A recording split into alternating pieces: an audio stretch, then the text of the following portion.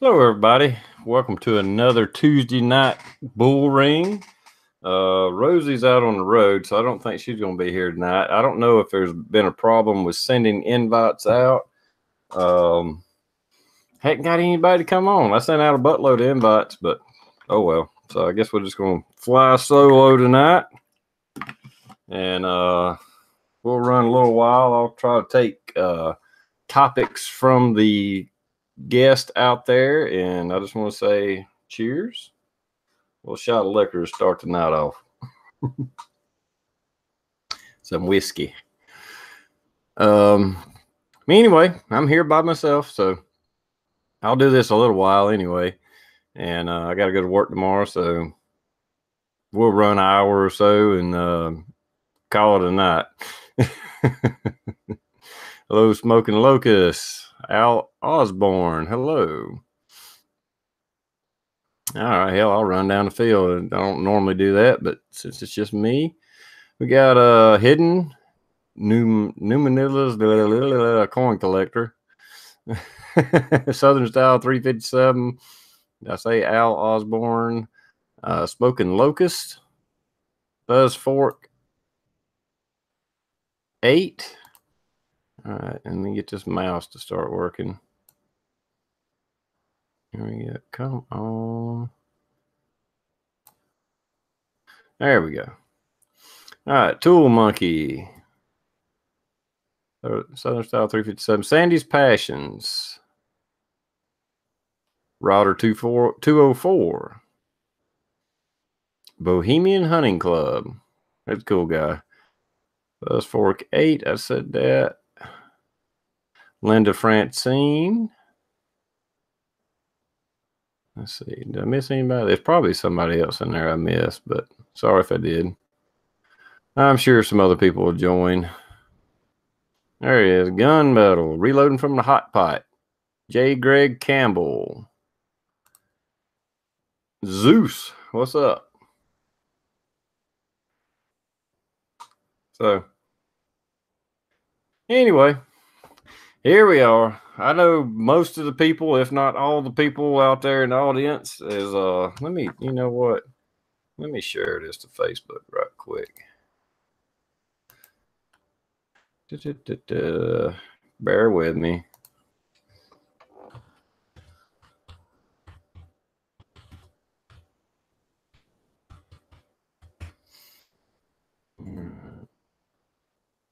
All right.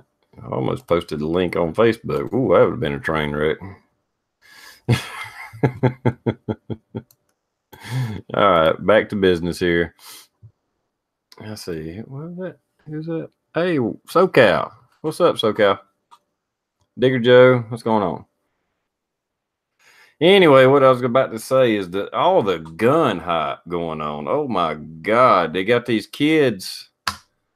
I know in Florida, they was busting these kids to the Capitol, had a anti-gun agenda, and I'm just curious who in the hell's paying for it?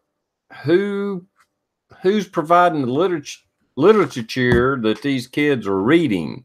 Who's providing the sound bites that these kids are just all of a sudden, these kids in Florida want to ban guns?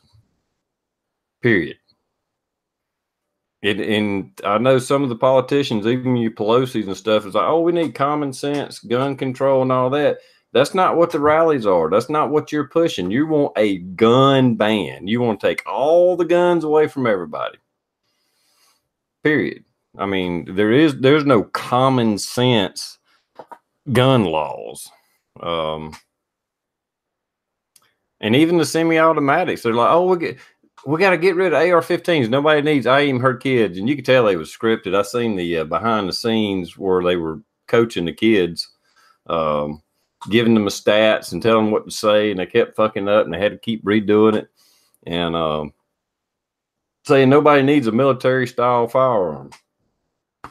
And the problem with that is, if you ban AR-15s, that means you want to ban every semi-automatic firearm, including the 22, because this shoots just as fast as my AR-15.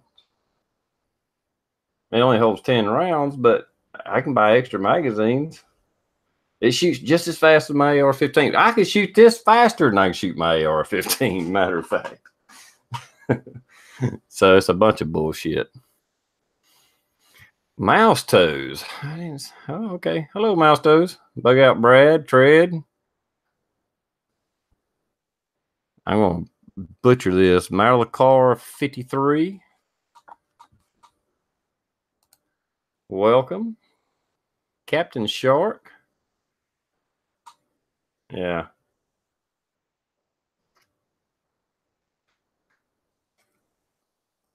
Nobody said anything about getting guns. Yeah, they did. You hadn't seen the rallies ban AR-15s?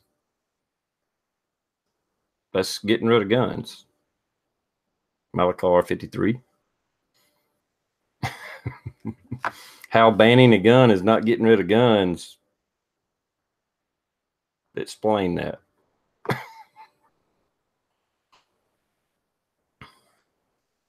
Hello, SKS. And for anybody watching this on Facebook, if you click on it live, there is a side chat that's kind of like a like texting on the side, or anybody that watches this later that's never watched the chat. I'm watching a side chat. There is a chat going on that's live. So if you ever hear anybody on a chat, looks like we're crazy and we're talking to people that ain't there, there's people out there right now that I'm talking to. Well, just assault weapons is guns, and we can get into a definition of assault weapon, but we'll just leave it at that. My 1022, a Browning bar, BAR, is all these are semi-automatic firearms. So you want to get rid of all semi-automatic firearms? Every semi-automatic firearm?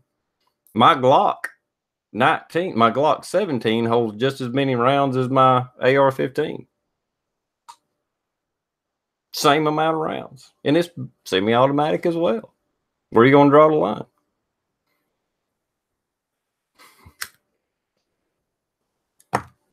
Ruger Mini 14s, 223, holds 30 round magazines. Nobody's going after them. Shoots the same damn thing, got the same length barrel, does the same freaking thing. And assault is a verb, not a noun. There's no such thing as an assault weapon. Assault is what you do with the weapon. Anyway, but that's whatever. Hey, 39 camper.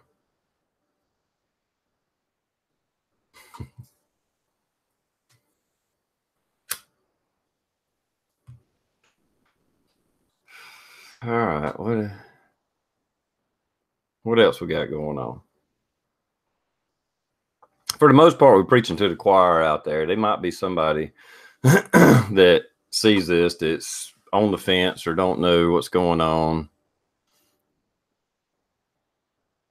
Okay, I'll let them answer that out there. Dirt Diggler, there's a new name, or if I hadn't, my memory sucks. So, it's there, SoCal. It's late at night, and I'm on a chat, and I'm live. I got to calm my nerves. Vape just don't do it all the time. The pressure.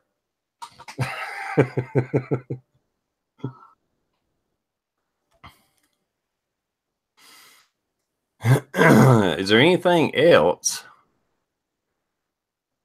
going on that we need to talk about? I think, like I said, I feel like I'm preaching to the choir talking about guns and definitions and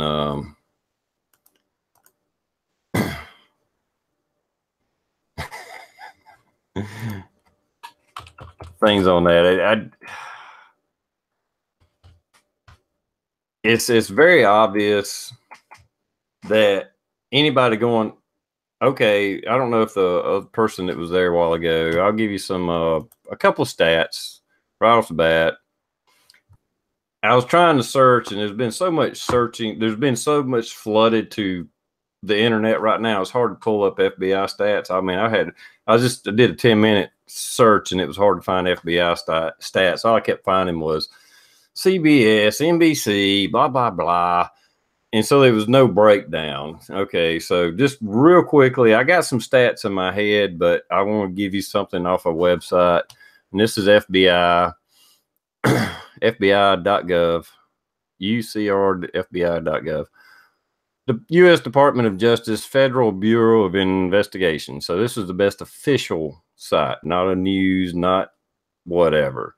And it only went back to 2010. Well, it went back to 2006, but in 2010, there was a total of 12,996 murders, 8,775 of them with firearms, 6,000 with handguns, only 358 was with rifles. That means AR-15, a 22 rifle, a 308 fucking hunting rifle, a shotgun, whatever. No, wait a minute. They got shotguns separate. 373 with shotguns, 96 with other guns, whatever the hell that means. Muzzle loaders and shit, I guess. But they were 1,900 not stated. So they didn't say what kind of firearm it was. But even if you migrated that into the other numbers, out of that almost 9,000 murders committed with a firearm in 2010, yeah, it's not 30-something thousand like they tell you, because the majority of firearm deaths in America is suicide every fucking year. Suicide. And you keep breaking it down. You get into justified, whether it's a cop or a citizen, you got to take that number out. If you're defending yourself, or even if anytime you see that number of 30-something thousand, that includes policemen, shootings, individuals defending themselves, whatever it is. All that gets thrown into one big number, and then you got to break it down from there. But flat out homicides in 2010, it was only right at 13,000. And out of that 13,000, only 8,700 and something was with firearms. And it could be higher because they got that other number out there, but only 300 and something was with rifles. So the numbers are bullshit. There were more people. There was 1,704 people killed with knives or cutting instruments, 540 with blunt objects, personal weapons, hands, fists, feet, etc. There was 745. So that means there were double the amount of people killed with their fist and feet than they were a rifle. So why do you want to fucking outlaw AR-15s when more people were beat to death than a fucking rifle? All right. Anyway, just throwing some numbers out there. And assault cars. Yeah, there's over 30-something thousand people killed every year with cars. I ain't heard the first thing about banning cars. I give you one even better. Now, I didn't research it, but I shared a little story on Facebook. Last year, 50,000 people were killed killed by heroin alone. 50,000 people were killed by using heroin. And it's already illegal.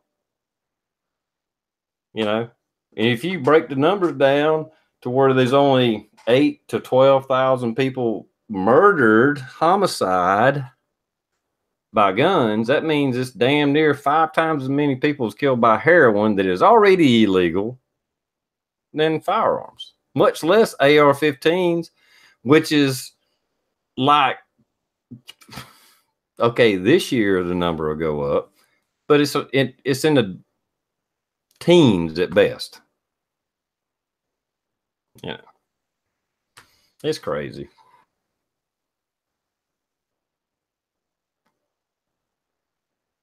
Yeah, heroin's illegal as hell. What's up, brother, man? What's going on, Scotsman? Being bald and shaven and all that good shit. You're so bald you had to hide your face. You couldn't turn the camera on. You guys already saw that I was bald last night. I shaved live on the chat. I would not end the chat until we hit the goal. Yeah, my buddy Tool Monkey said that he texted me last night. I was at with Sonya, so I didn't see the chat, and then I seen the little group chat thing going on that y'all hit your goal. That's awesome. Yeah, I literally, when I started the chat, I didn't realize what was going on. I didn't think about it at the time, but we got about an hour into it, and everyone was kept on donating. The number kept growing. And I'm like, you know what? Screw it. We're gonna stay here until we hit the $14,000 mark or more, and we're all gonna shave. So that's exactly what I did. I didn't care how long it was gonna take. I had to go to work in the morning. I didn't care. I told everyone, guys, this is what we're doing. We're gonna stay here until we hit that goal. Well, that's awesome. And now we're a little over 15,000, which is awesome. Yeah, I seen it this morning. Awesome. It was over 14,000 this morning for sure. Yeah, it's right over 15 right now. It's awesome. That's great. Well, I've said it before. There's a lot of cost in diseases and sicknesses that has, well, I mean, not directly, indirectly, there's a lot of cost involved in having a sickness and something like that. And especially C-Max going to Houston to try to get some extra treatment or whatever. It's just a matter of paying the bills, buying groceries, keeping the power on, keeping the mortgage paid. That stuff is still there no matter what. Insurance does not cover that. So it's money. That money is very helpful.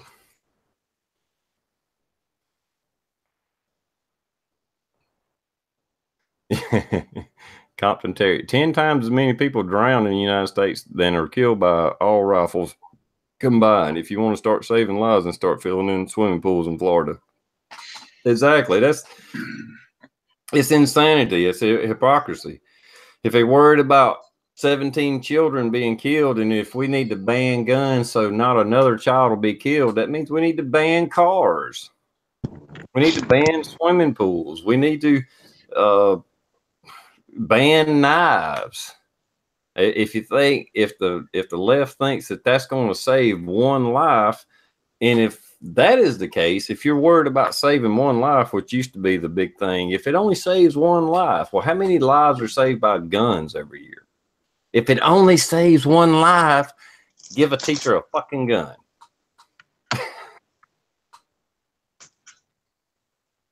He ain't lying, folks. What's up, Coda Boy? Hey, brother, man. Saw you were stuck here with that crazy guy. I was like, oh, shit, I can't let him be alone tonight. I appreciate the help. I mean, damn. I have to go. Yeah, I mean, it would be a pretty piss poor chat with just me. Yeah, I have to pull in some damn fucking immigrant to try to pull a chat together. Oh, my God. What kind of shit is that?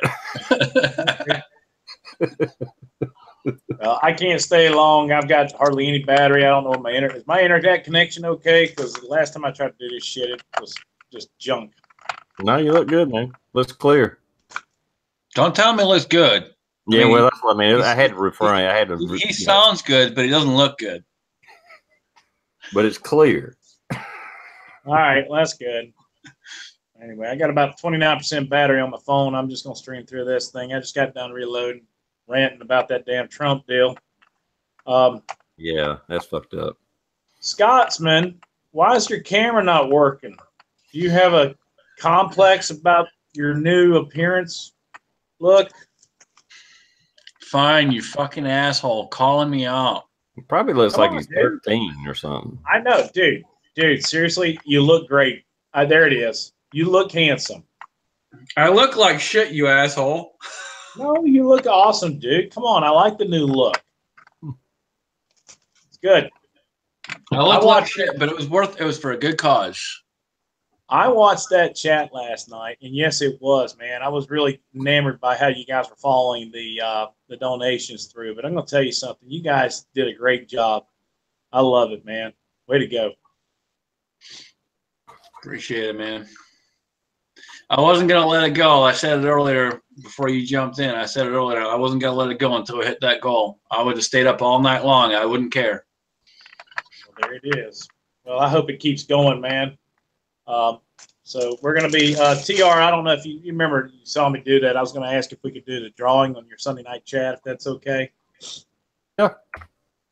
Okay. I figure what we'll do is basically the same thing. I'm going to issue out the numbers at the bottom of the page on an announcement, so everybody will have their numbers, and then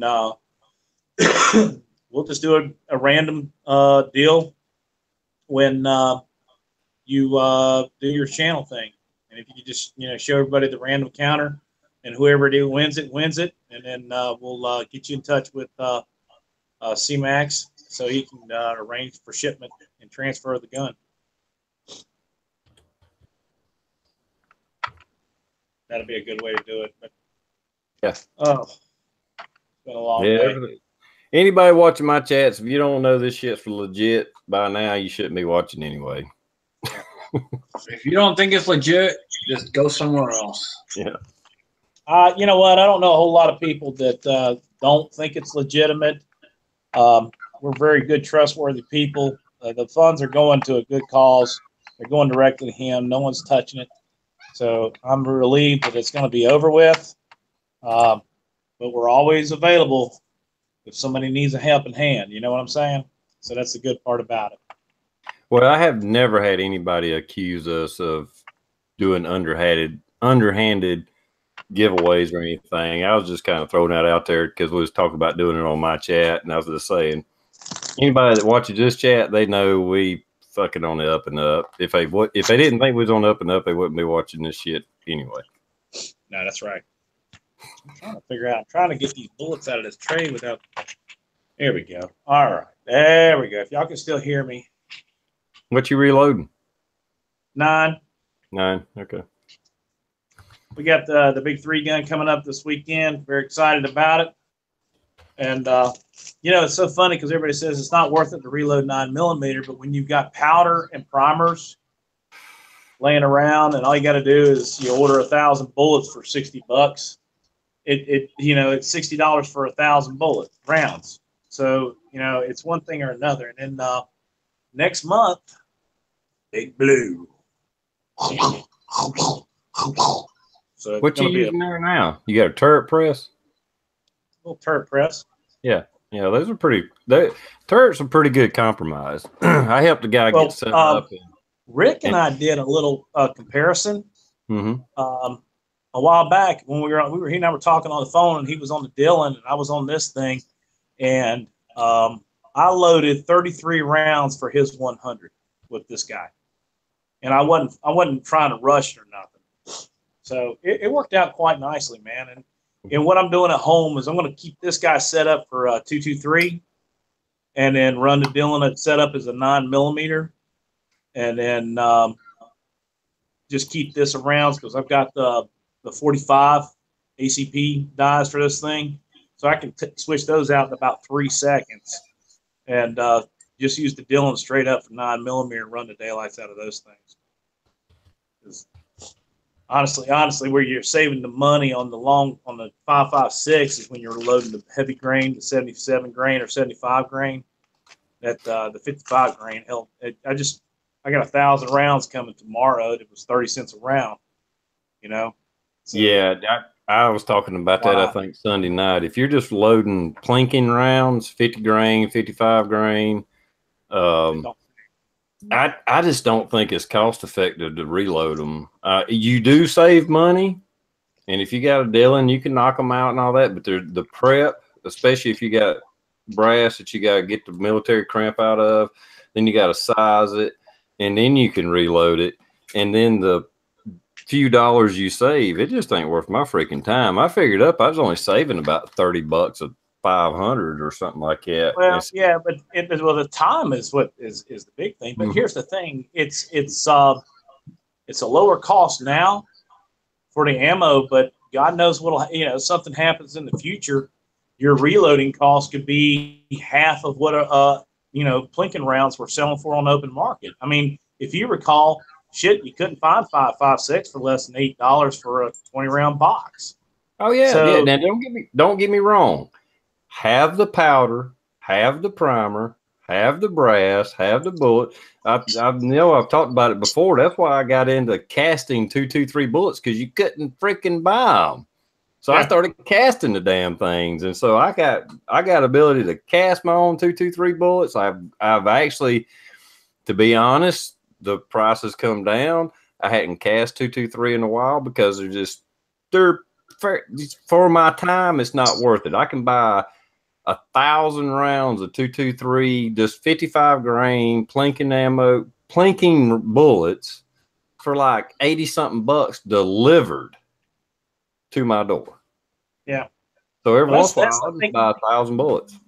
That's the next thing that I'm going to do is I'm just going to start buying a ton of steel cased ammo and just storing that up.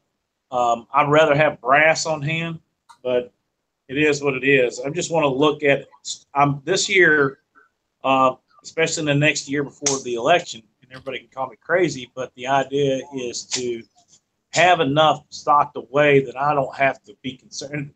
And the problem is also is that I don't care how much you got stocked away, you're always going to be concerned about something.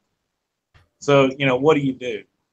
And I think my biggest thing is just having the ability to reload. The knowledge to reload is more valuable to me than anything. I mean, I've watched Dirt Road. I'm not able to see the chat, but I've watched Dirt Road go from questioning, you don't save a damn dime for reloading, to sitting there, and now he's casting his own bullets, and he has just turned it into a damn an awesome little deal, man. It's incredible to watch how he's grown the last couple of months. It's amazing. But just having the ability to cast 223, shit, dude, the knowledge is weight in gold. So when the shit hits the fan, you're going to be demanding high dollar just for beating you. Yeah, absolutely. Now, like I said, right now, I mean, it is cheaper to reload 223, even plinking ammo.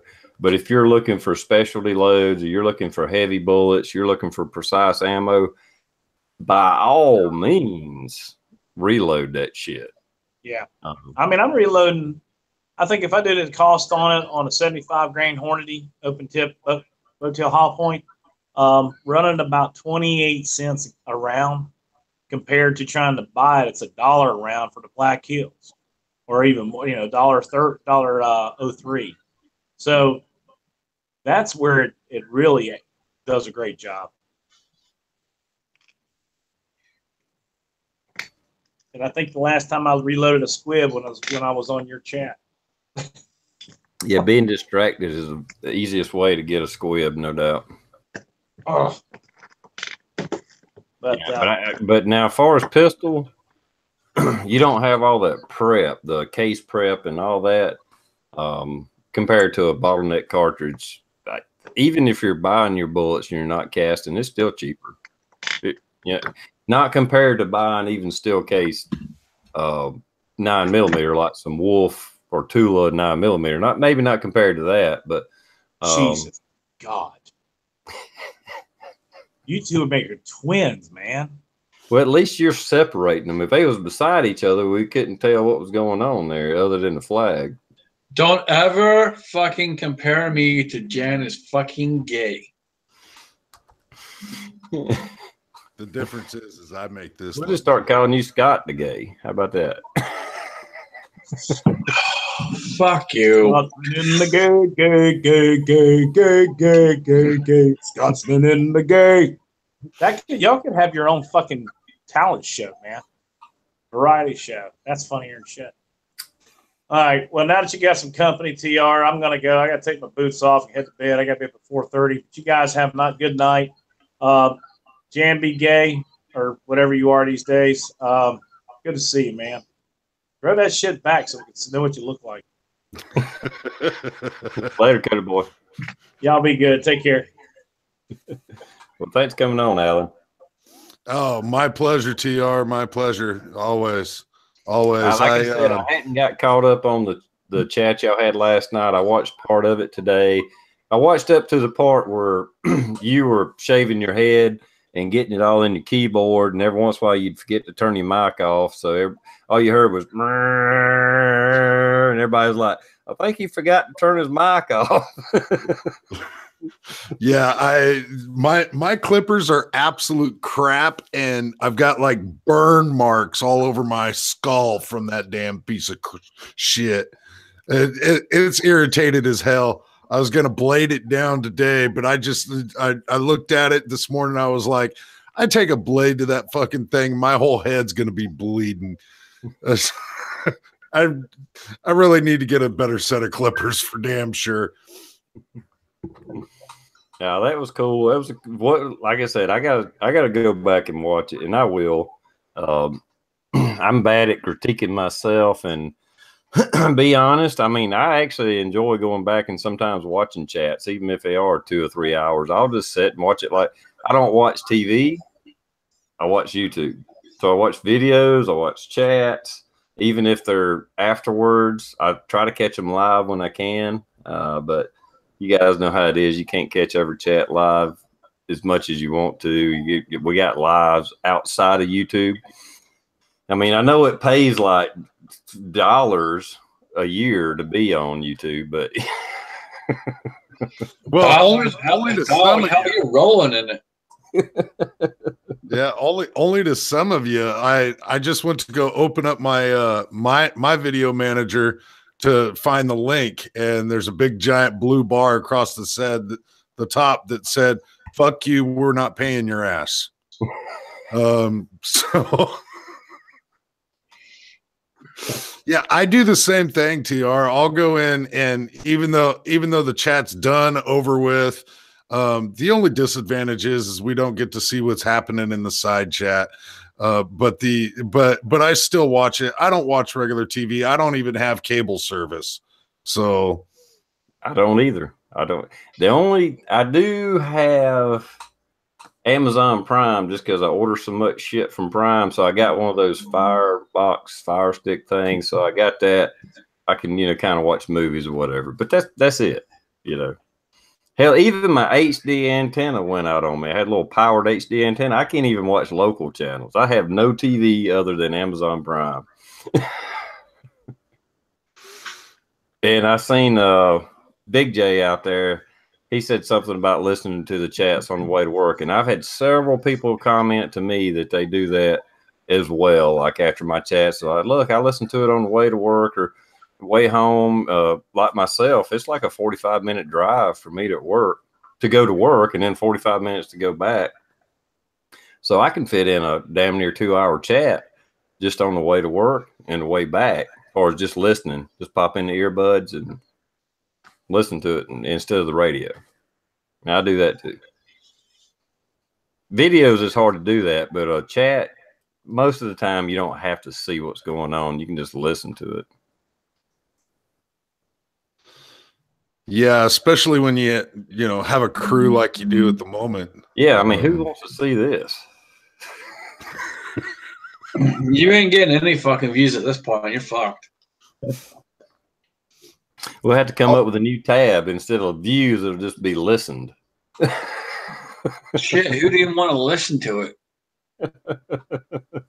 We almost did have a TR lookalike contest last night on the chat, though. I'm not sure if you've gotten to that point, though. Daniel got, as my judge suggested, on for a giveaway. One of the things that was being given away, that we would just have a TR lookalike. So there is that. You may want to watch that part of it if you happen to have the earbuds in at the time. Yeah, well, I know when you started shaving your head, you had like half of it done, and somebody commented like, "Well, do a damn mohawk, do a TR." You might not have heard it, but you could hear it on the chat. And I did for a minute. For a minute, I left that strip there, but my clippers are so bad it looked like I had damn cornrows on the sides of my head. Yeah, I think. Oh hell, I can't think of what it is now. What is the term? Oh hell, something like Bigfoot, but it's not Bigfoot. It's Cabawaka, whatever it is, something like that. Yeah, I forget what he called it. The chupacabra. Mm-hmm. Yeah, looked like a chupacabra with mange. It Yeah. totally did. Because they was like, finish it off. You look like hell. Because you did there for a while. It was just like sprigs here and there. But I got to watch the whole thing. I see how it all went down. That's up to where I got.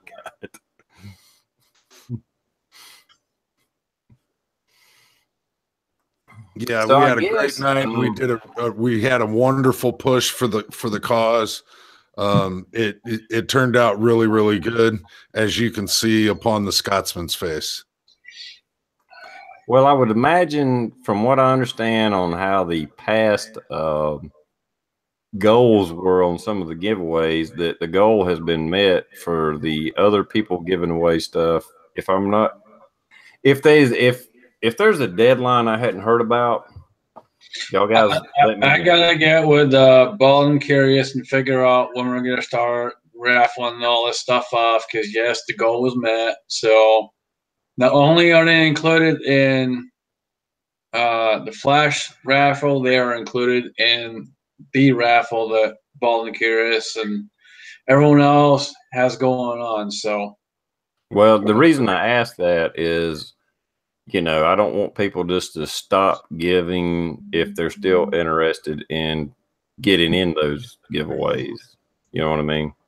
yeah, absolutely. No, I got to get with Bald and Curious and see when he wants to end it, or if he wants to keep it going for a little bit longer.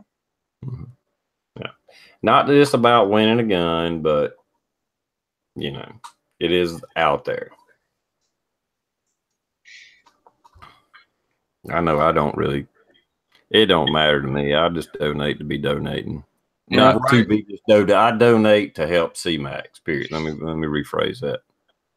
Right at this moment, we are actually at 15,146.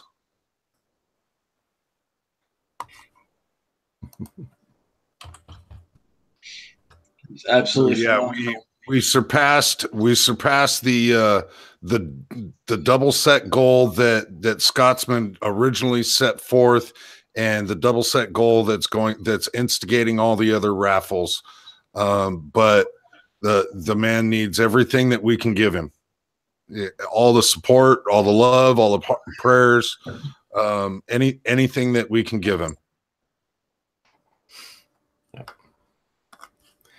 That is quite a accomplishment. I've been involved in some other YouTube giveaways and fundraisers and stuff in the past, and that's, to be honest, Scotsman, I think I talked to you one night. It's like, don't get your hopes up too much. I thought 7,000 was a big goal, and for it finally to come to fruition, to actually hit double, that is an amazing feat. Especially with such a small group of people. Yeah, I remember when you said that, and I remember I told you, dude, I'm gonna keep on doing what I got to do. I want to make it happen. Well, I never did think it couldn't be met. I just said it was a high goal to meet, because you got to remember, the gun community. This community is a very small community in YouTube. Oh, it is, but they have come together big time. They've stepped up. They've answered the call. The call was put out there, and they stepped up and did a phenomenal job. I can't thank everyone enough. It's just been absolutely amazing and awesome. Last night was freaking ridiculous. It was phenomenal. We have 4 different people that shaved during that time frame, and it was just crazy. It was pretty awesome. Yeah, we've had a number of people that have continued on past that, and did the same thing for the cause. They made pledges as well for the cause. It's a true testament to the community that we actually have out here on YouTube.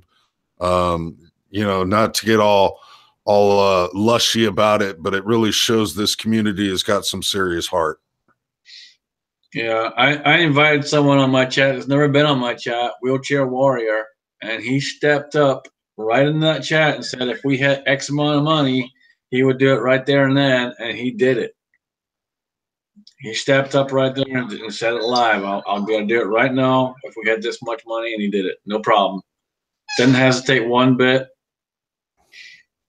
You know, community that we have is just amazing.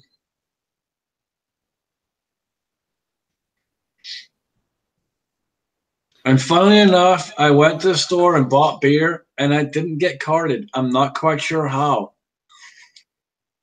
It must be the store that you normally go to. They recognize the smell. It's something. I'm not sure what. They could have been profiling. That beard might have made you. They might have thought you was Middle Eastern or something. There was this profiling. Let me see if this is Mohammed such and such. Hold on. Now who's profiling? I said them. And you're the one calling up Muhammad. So who's profiling now? Well, I mean, you know, I'm just saying maybe that's why they didn't. They carded you before, not now. They never carded me. Oh, you saying they did card you? No, they didn't card me. I walked and expected to get carded because of this shit right here. Oh, okay. I misunderstood. I was thinking you meant like they carded you before, but not now. Okay, my bad. Bald and curious, what happened when I showed up to work? Well, funnily enough, the owner of the company was there when I showed up to work. And I walk in the door and he just kind of looks at me like, dude, what the hell happened? And I told him exactly what it was because he knows I do this. He knows I make YouTube videos and stuff. And told him, hey, man, I was just helping raise money for a friend who's got cancer. And this is part of it. We reached a goal, and here it is. And what he said to me was this, and this speaks volumes. He literally said, what's the website and how much do you want me to donate? Oh, that's cool, man. Awesome.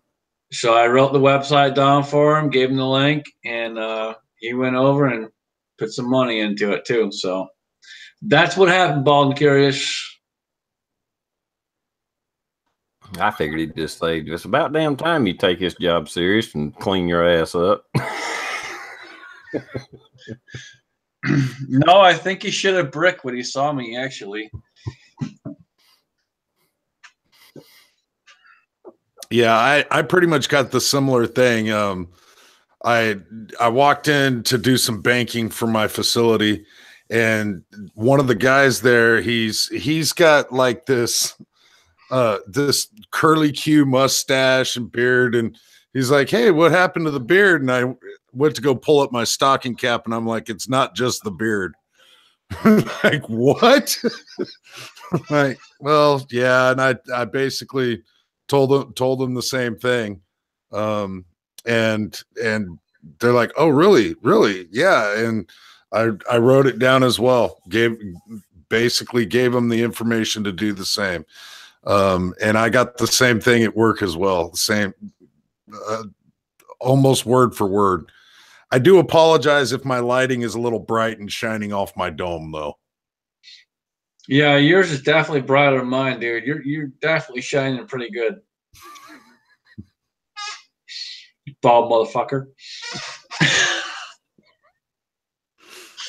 I've had this mohawk so long, if I buzzed my head, I'd look like a skunk. It'd be like a white right here.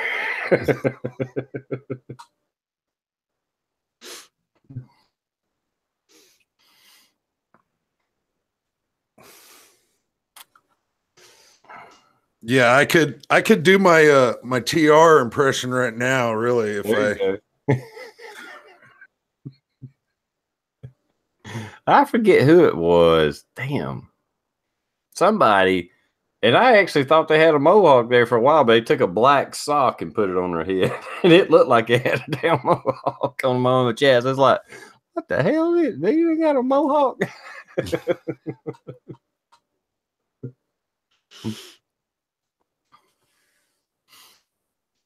All right. Well, what else is on you guys' radar? I don't know. I was talking. Maybe y'all didn't hear me talking before. We can go back and rehash anything. I really don't want to beat a dead horse talking about the ridiculousness of banning AR-15s and restricting them and blah, blah, blah.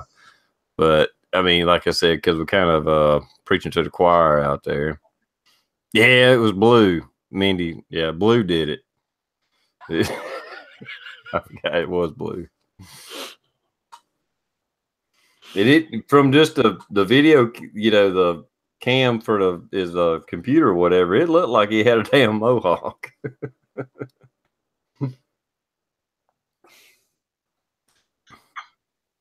Yeah, just with the efforts that we dealt with the past few days, I'm pretty much out of the loop as to what's happening in the news, and so yeah, I'm out of key there. Okay, well, I'll ask you a question. That guy was convinced that something on the federal level is going to happen, and I hope I'm right. I don't think anything on the federal level is going to happen, far as restricting, banning AR-15s or guns of that matter. I could see states doing knee-jerk reactions and throwing something through real quick.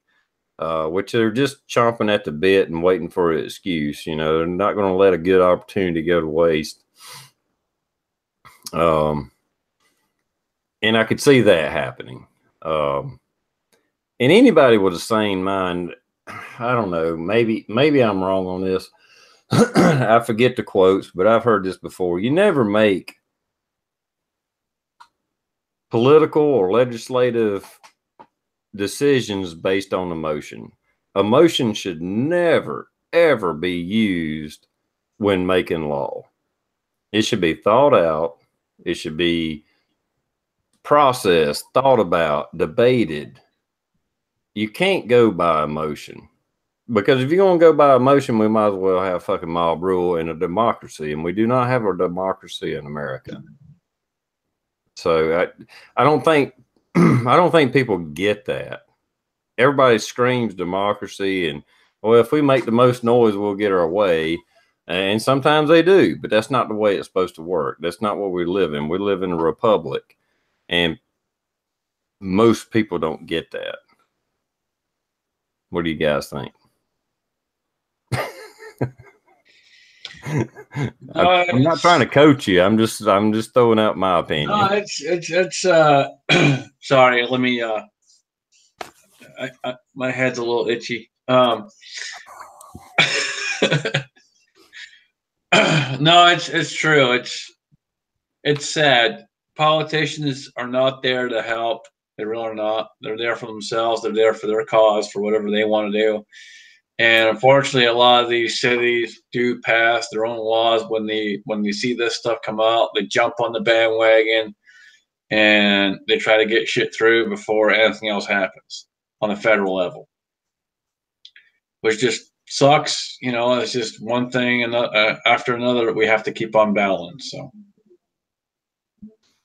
Yeah, the laws need not be made with knee-jerk reactions and emotions, but unfortunately, they do in our times. Our Constitution, the Second Amendment in specific, how many times was the wording of that particular amendment debated and rehashed and rewrote and debated again and rehashed and rewrote? In order for them to get it to where they felt that it was right. And so many of the states are creating knee-jerk reaction laws for anything under the sun, specifically anti-2A items. And it's absolutely absurd. If the federal government will ever step in and say, hey, this is a violation of these other rights that we've already set forth, I doubt. Well, we've already had a breakdown of our whole three-branch system when we allow states to implement gun control, when on a federal level, you know, if AR-15 is legal in South Carolina, the Second Amendment guarantees that right. How in the hell can California say, well, we don't think AR-15s are legal here, that citizens shouldn't have it? So we're going to put all these restrictions on them and bastardize the damn gun and blah, blah, blah, blah, blah. How is it illegal for somebody in California to own that AR-15? Excuse me. And me in South Carolina can have my AR-15 with 30-round mags and all that. I can sell it to my damn neighbor without paperwork. Perfectly legal. And according to the federal government, my Second Amendment, my Constitution, that is the way it's supposed to be. How the hell does California, New Jersey, New York, whoever, Connecticut, get away with restricting the Second Amendment and the Supreme Court not stepping in and correcting that? And it gets back to politics, blah, blah, blah.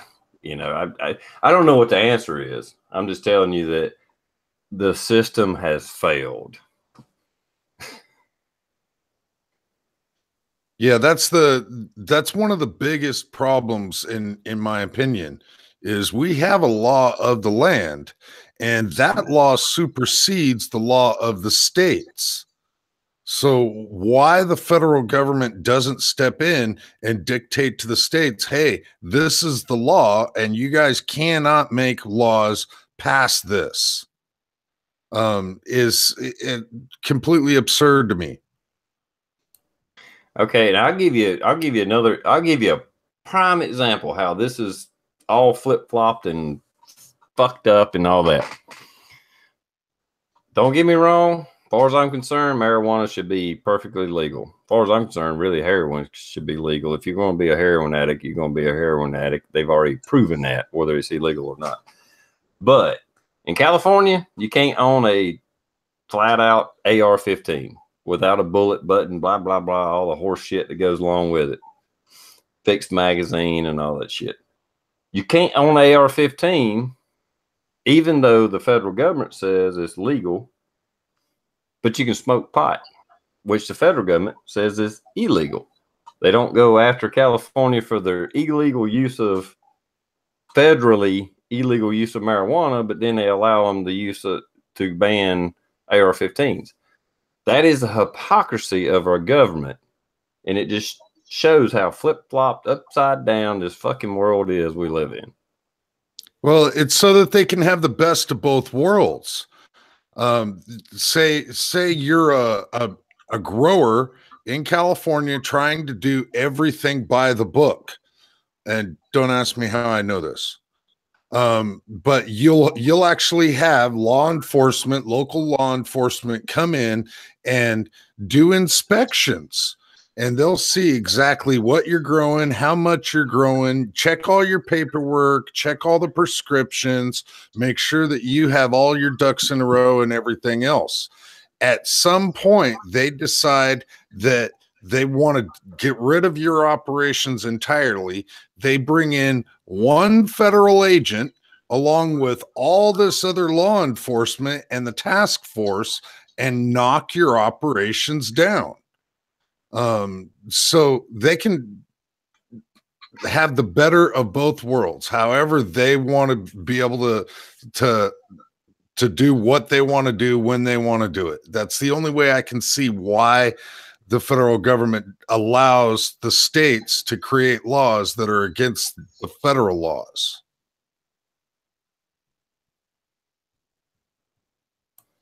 Yeah,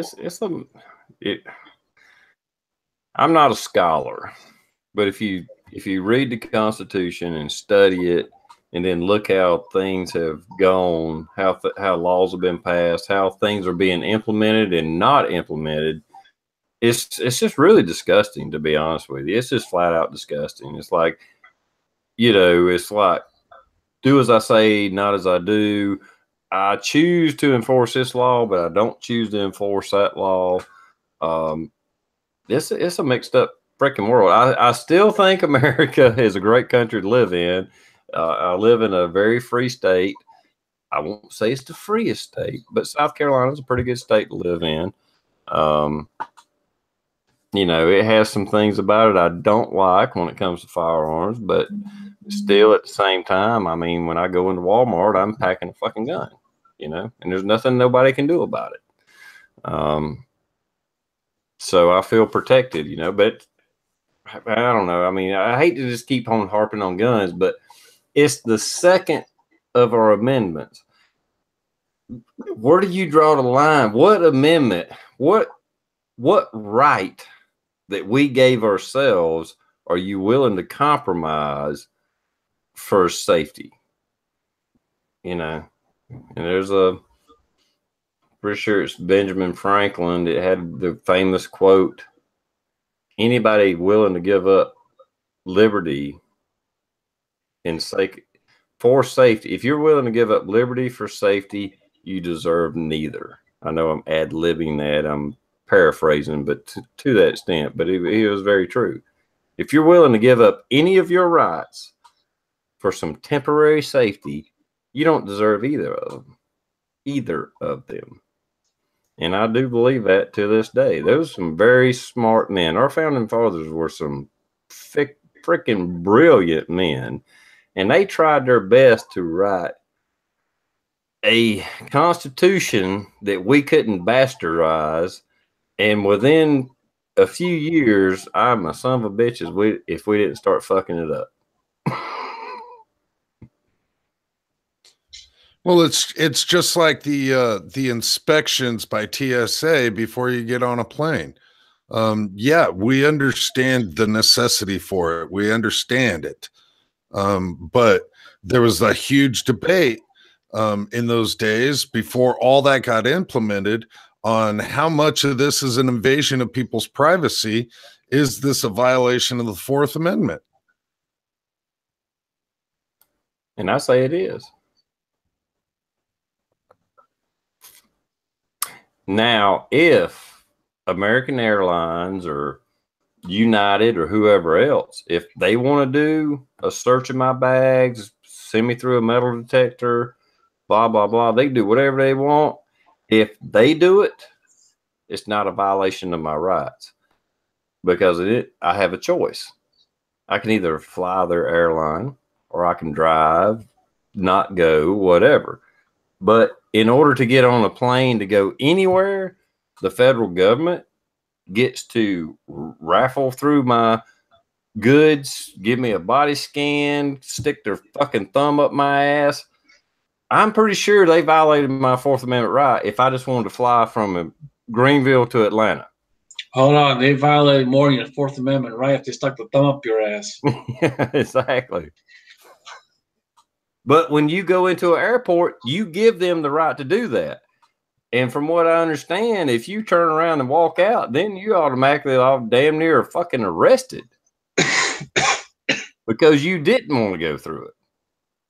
Now, like I said, if an airline wants to do it, well, that's just commerce. That's just choice. That's just freedom of choice. So you go up and you're like, oh, you want to do this, American Airlines? I don't want to do that. United over here, they said that they won't do that. So I'm going to go United. You get freedom of choice. You got a choice whether you want to go through that or not. But now that we've instituted a TSA, you don't have a choice. I don't give a shit what kind of flight it is. Well, maybe private, you don't have to do it. But if you get on a commercial flight, you have to give up your Fourth Amendment right to fly a plane, period.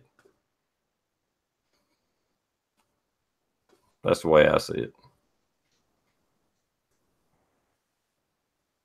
Maybe I'm taking it too far, but I just don't really think I should have to give up any of my rights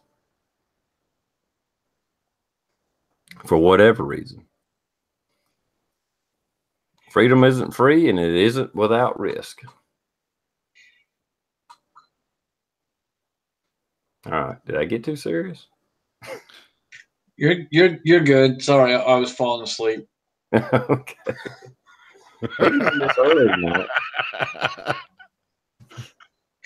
Sorry, I was playing around on my phone. I was listening to you though.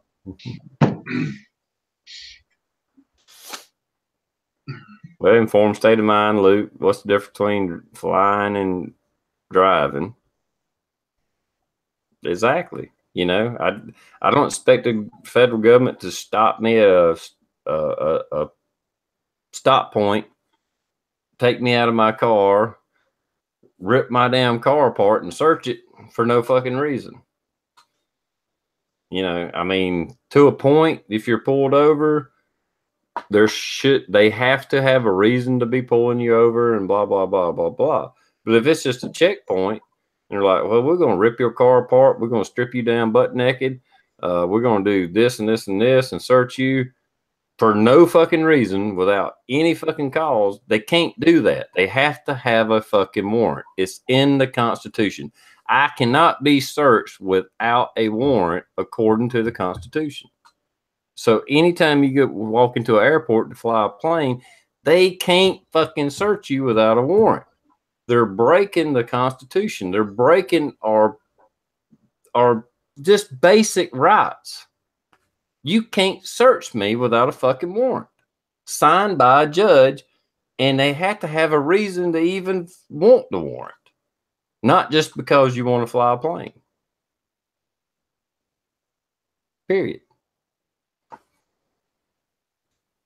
I suggest anybody that has never read the Constitution to read it. It's this big. That's how big our Constitution is.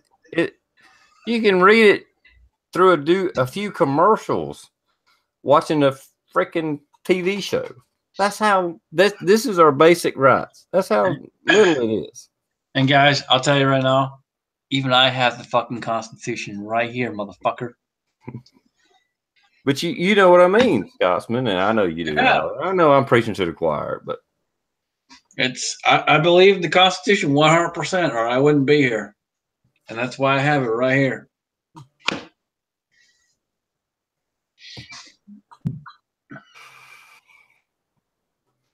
I know there's a comment out there that said checkpoints at state lines one day, mark my words. And in a number of states, we already have those. You go from Oregon into California, and there's a checkpoint. They call them a bug inspection station, and basically they ask you if you have any fruits or vegetables and blah blah blah. And it's not just to ask you if you're bringing in some freaking fruit fly. Hold on, did you just literally say that live? That they asked if they were bringing in Janice Gay? I'm pretty close to it, but these ones actually have wings. Janice Gay doesn't have wings anymore.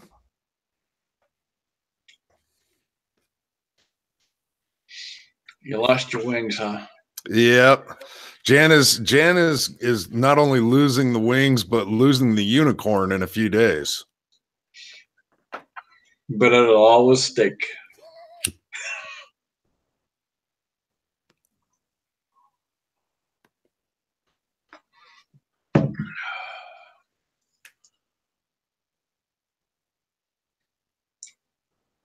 Yeah, I'm afraid, Alan, I don't know how long your YouTube career will last, but you will never live down Janice Gay. Yeah, I knew that pretty much by the following morning after I did that. I'm like, there's no way I'm ever gonna freaking live this down. There's no way. It's just too good. We can't even make up shit this good to fuck with somebody. No, dude, it's beyond freaking perfect. It's just right there. You could have put anything in there, and it'd been like, okay, or whatever. Jan is gay. So not only are you a man with a woman's name, but you're gay too. I mean, what the hell? Yeah, you're fucked in both ways. What's up, Luke? Hey guys, what's going on? Okay, so look, I've obviously missed something along the lines, which could speak to other things, but Why does everybody look like me? Or maybe better yet, why does everybody look like Blue? Maybe that's how I should put it. What happened with everybody's head?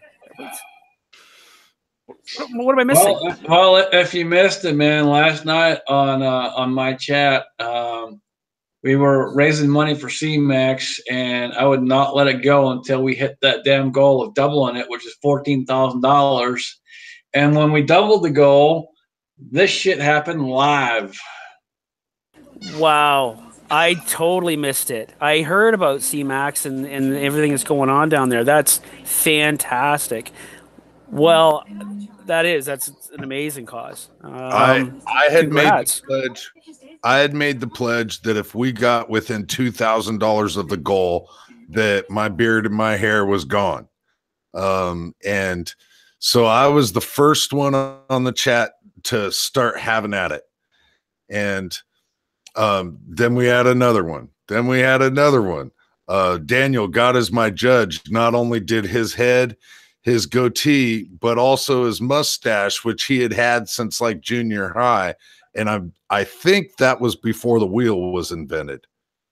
But Daniel went full bore and did it. We had a guy, Wheelchair Warrior.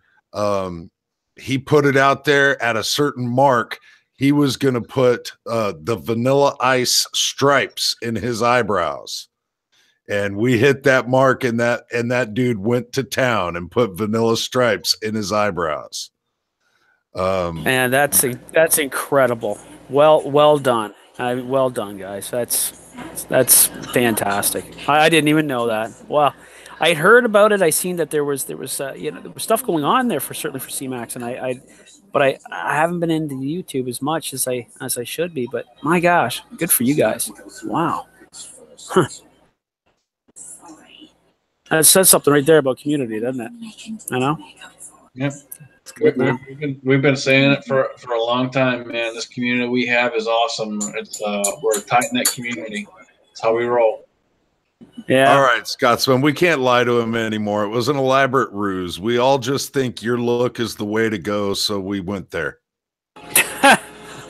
I sure hope You're not. so full of shit. I sure hope not. No, but I mean that's certainly a good cause, and that's incredible. It's incredible. It's really good news. Yeah, that's good. I'm gonna have to go back over and watch that now.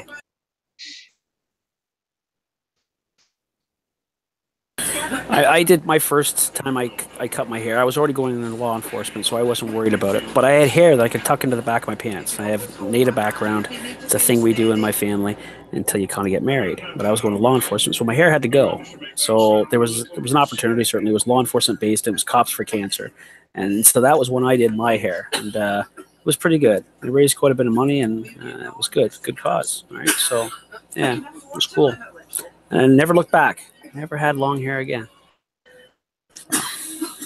Well, one of the things that I've done a number of times throughout my adult life is grow out my hair and donate it to Locks of Love. And if you don't know what Locks of Love is, you donate your hair and they make wigs for child cancer patients. So that's something that I've done a number of times throughout my life. And so this was just kind of a given for me to do for one of our own here in the community. Yeah, they're all, again, it's all good, isn't it? You know, and gets people on board and such, and that's pretty cool. It's pretty cool. Apparently, you're welcome to the white supremacist chat. So welcome, man. Yeah, great. Now I'm gonna get flagged again. Only happened one other time when I was playing with you Americans.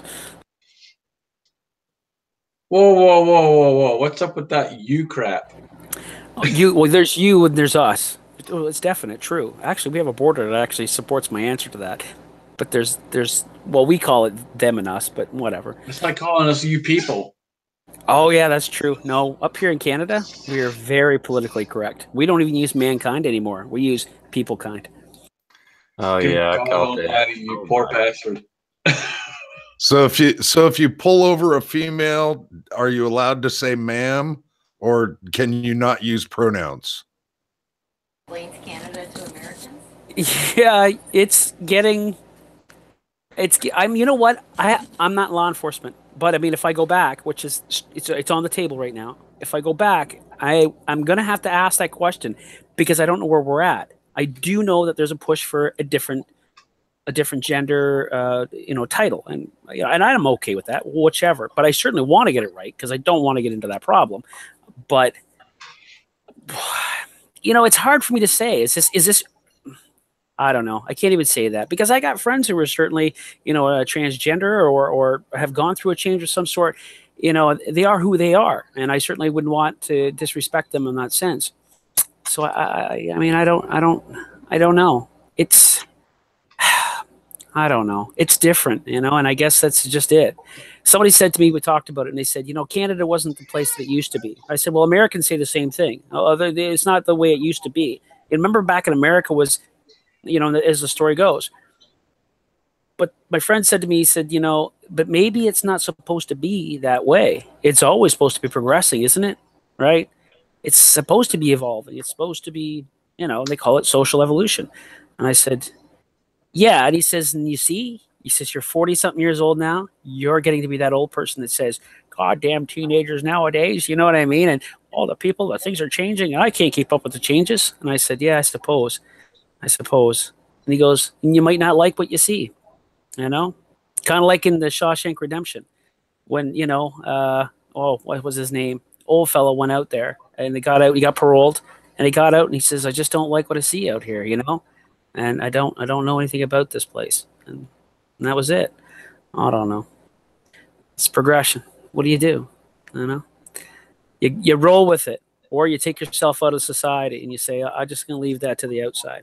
And I'll be smart enough to be socially interactive, but otherwise I'm gonna just pull myself out a little bit. I think there's a lot of those people out there, maybe a lot more people looking to do that too, so they can minimize their contact with people. I don't know.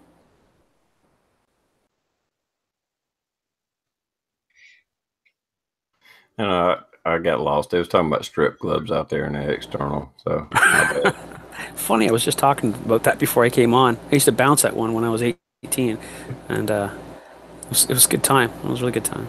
I mean, no, straight up, seriously though, it was just just reasonably a good time. Nothing hanky panky or nothing. Just a reasonable good time in a strip club. Yeah, no, they were women just the same, but they were girls. They were 21, 22 years old. You know what I mean? They were very, very pretty girls. But afterwards, we'd all go to a vegan restaurant thing. You know what I mean? Because it was the only place open at that hour, and they'd play like Grease Lightning and stuff. A really hip, happening, cool little place, and it was just a good time till about 5 a.m. or whatever. So, yeah, I liked working in the strip club though. It was cool. Everybody's behaved. Never had any fights in the strip club ever. Never. It was the easiest freaking gig I ever had. I think that's one place people know not to go overboard. Out of all the, not that I've ever been to one, but the few hundred times I supposedly pretended I was at one. Anyway, I only seen one time they drugged somebody out, and he was just drunk off his ass, being belligerent, and it could have happened anywhere. You get that one guy that just had.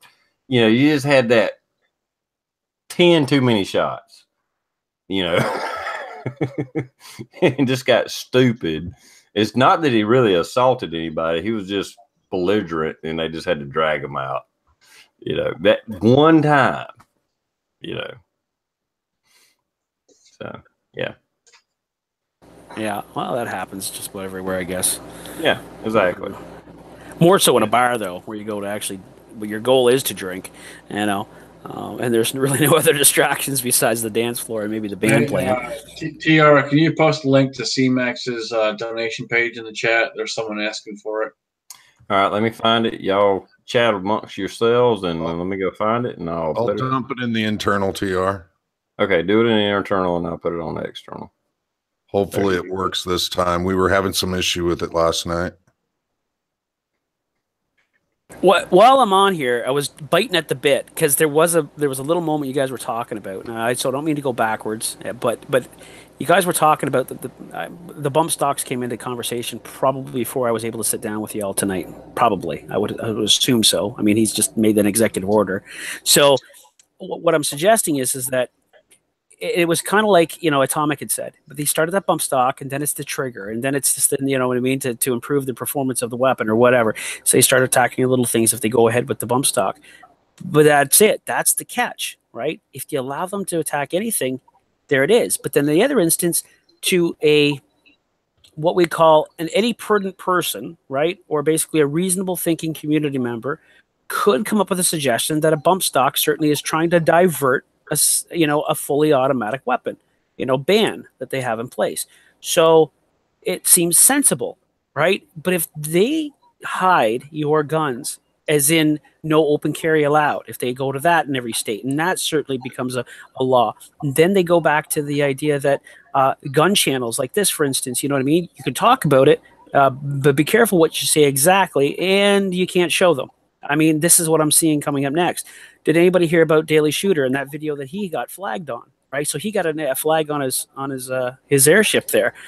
That's not great. He gets 2 more, the channel's gone. But what was it? He was doing was actually putting a standardized stock on an AR, I think, and they flagged him. And he said community guidelines, and so he went and he fought it with the 16 character little spot to fight it, and nothing came of it. It stood, as a strike on him. So I think that they could be going there next, and if that's the case, you guys didn't have a leg to stand on in that instance, which means it's going to get it out of the generalized populace, and then people are going to be more shocked, and they're going to be a lot easier to sway when it comes to a majority vote on something in a particular place or whatever, to instill these things slowly but surely. That's what I think. All right, what's up, guys? Welcome to a special event. This is a live. Very, very valid. Very valid. I have been very leery on actually installing installs on my channel. I'll show you the part and stuff. And when YouTube was monetizing me, they would demonetize those videos anyway. But heck, they were demonetizing even just me standing in front of my flag and talking. So it's a very valid point. I don't do any more install videos on my channel because of that. I'll show you the part, I'll show you the weapon that it's going to go into, and then I'll come back after I've installed it and said, okay, it's now installed, and this is the result. But as for doing the actual install, I've opted to just not show that on my channel. Just because, well, I kind of want to keep the channel even though the name is gay. I get it.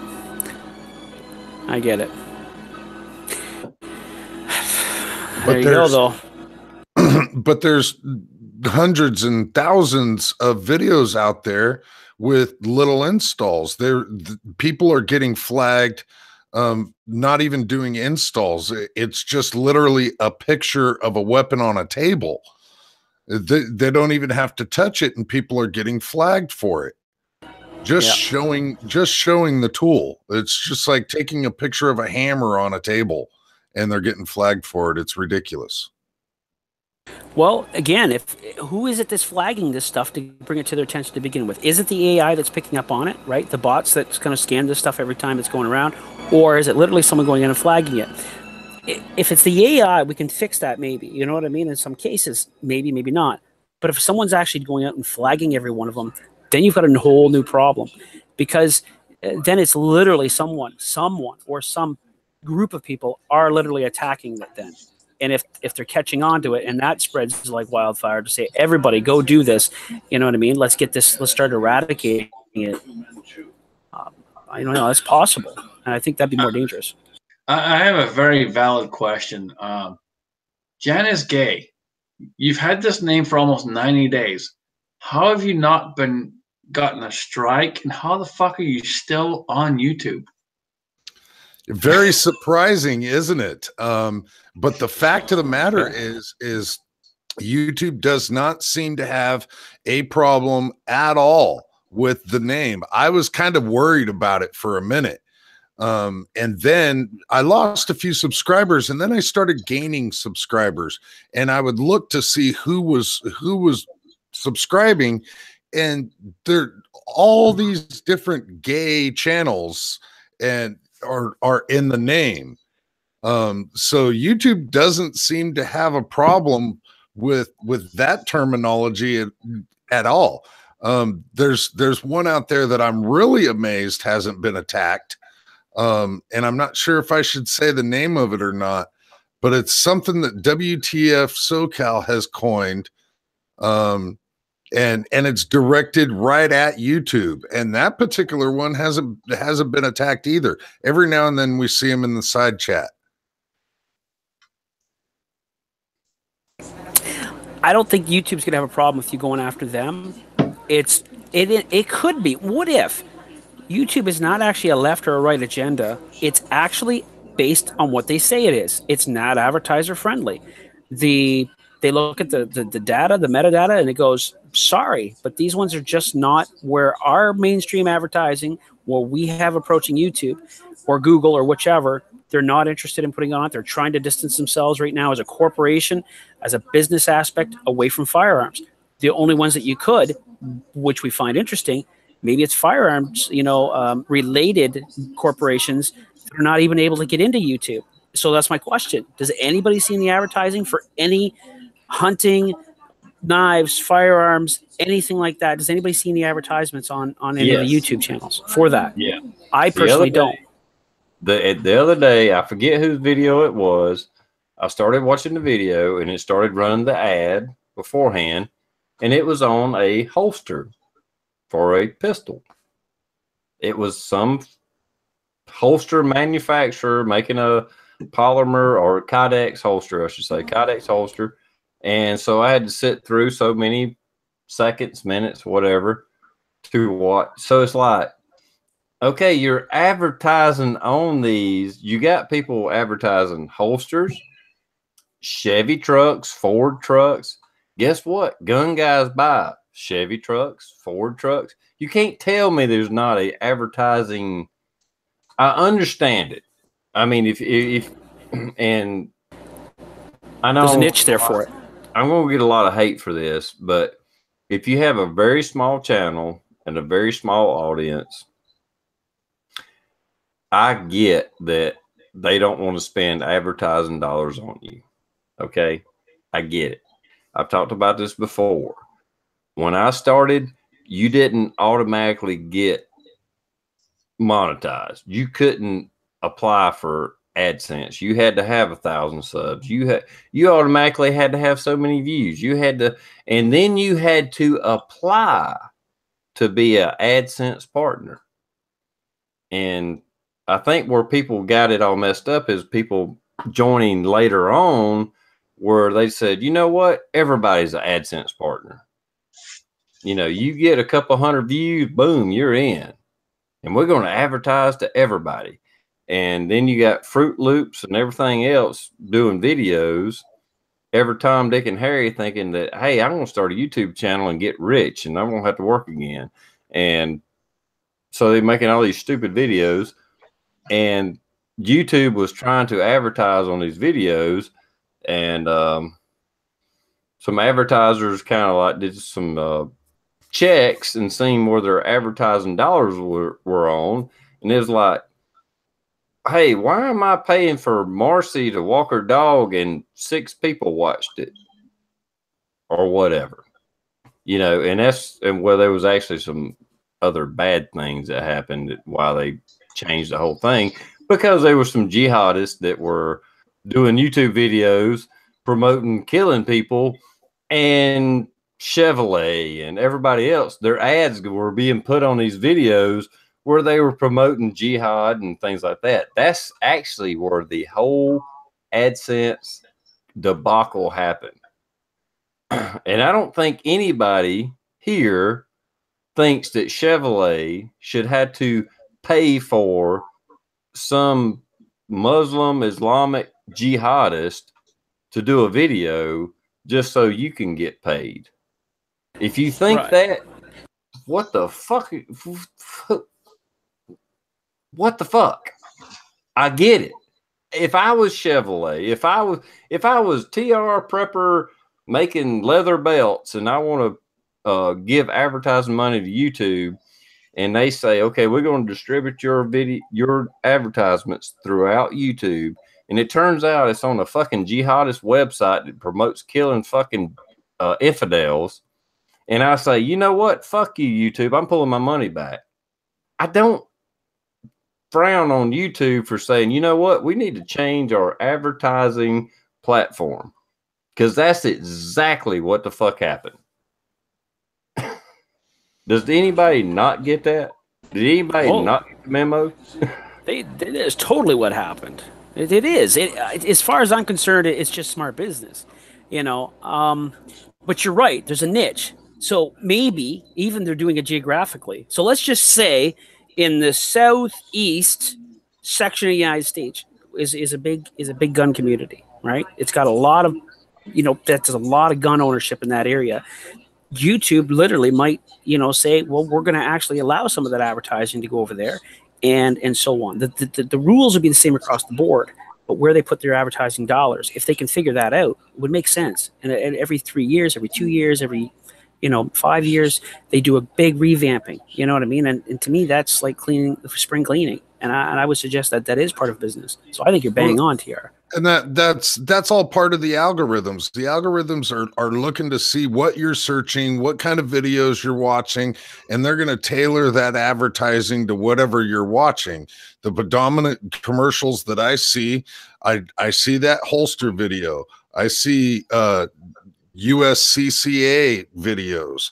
I see NRA videos.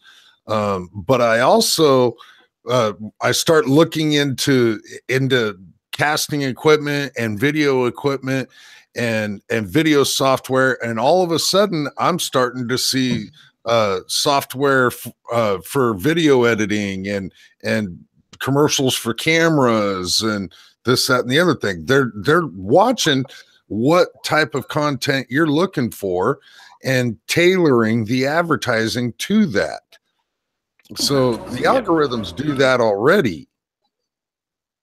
They also are paying attention into a home. I'm almost sure of it, because I've been looking at stuff on Amazon, for instance, and all of a sudden my wife be like, why am I getting these advertisements about, you know what I mean, holsters or whatever? And it's like, I said, really? And I kind of look over and I go, oh my gosh, I've been looking at that. So is it because her computer has logged my account one time on hers or something? I don't know. But I thought that was very strange. And I seen that a couple of years ago. I haven't noticed it since, but so I thought it was interesting. My wife doesn't look up holsters. Yeah, I mean, I think they're doing a pretty good job of tailoring it to our channels, but it's not foolproof, and they had a big problem. Like I said, I don't know if anybody's read the stories and stuff, but that is exactly what happened, is why the whole AdSense thing got in the last couple of years is changed like every 6 months, and they're trying to fix it and all that, because they was losing advertising dollars, because it was like Chevrolet. I mean, the big sponsors, not Joe Blow's holsters. I'm talking like big money sponsors, Chevrolet, whoever, Ford, and blah, blah, blah. They found out their ads were being run on these radical Islamic channels. Literally. That is what happened. And they're like, holy shit, we got to do something about this. And so they got damn near stopped everything to start with. And they've slowly started, and I know I still get videos flagged that this is not content friendly, ad friendly, whatever. And I get it. But now, as far as flagging, say like the Daily Shooter, and start giving them strikes because he installed a scope on a gun or a stock on a gun, I think they're going too far with that. If you want to cut the ads, demonetize it. I'm sure he don't give a shit. But as far as giving him a strike, and very few people on YouTube's had strikes. I've had a strike. It's a whole different thing than a demonetization or a copyright violation where they just say, okay, you can't monetize it. A strike is a serious fucking thing on YouTube. Yeah, I got one on ISO. And I could thank somebody out loud, but I won't. Anyway, nobody here. Just yeah. But I know it sounds bullshit coming from me because I meet all the requirements to be monetized. But damn it, I mean, I've spent over 8 years building this channel up. You know, it's not like I started yesterday. And I mean, I've put a lot of blood, sweat, tears, and money in this motherfucker. I spent more money on YouTube than I've ever got. I spent more money on YouTube than I ever expect. Cameras, webcams, giveaways, just my fucking time. And those few dollars they give me, if it stopped, I really wouldn't give a shit. But I earned that shit. And for somebody to start a channel yesterday and bitch that they got their monetization took away, fuck you. Fuck you. You spend $10,000 on YouTube. Well, I probably hadn't spent that much, maybe a few thousand. But anyway. yeah, I mean, you get something back for the connections you make here, certainly. Oh, yeah. They're giving you the platforms so you can do this. Hang out with people, like-minded people, have the think tank sessions, certainly. You know, be able to go back and forth and, you know, talk about certain firearms and have the enjoyment. And the trade-off is that they give you the platform and they get to advertise. It's really no different than the airport scene, right? TSA, well, you got to fucking do a TSA because if you want to drive on their plane, well, you got to ride on their plane. It's private, so you don't have the same rights as you do in the rest of the world. You certainly have the right to say, well, fuck you, I don't want to go there, and go the other way. And certainly you have the right here, too. If you don't like the service, you can say, oh, fuck it, I'm going to go someplace else. So you're right. It sucks. I would agree with anybody who says that. For sure it sucks. It's like you give us a little bit more and give a little bit more, and then you take it. It's like, well, yeah, you dicks. But where are you going to go? Right? Exactly. Patreon. The interaction and friendships I've made from YouTube are worth every penny and more than I've ever spent or ever my time. Trust me, I do appreciate what YouTube has gave to me. And it is the friendships, the interaction. That's the only reason I'm still here. If it wasn't for the friendships and interaction, that couple $100 I've made from YouTube, I don't give a shit about that. I could pick up beer cans and make more money than I make on YouTube on the side of the road. I could just go that's around. Just around your house there, right, TR? Yeah, I mean, hell, that's probably $20, $30 worth of fucking aluminum laying right there.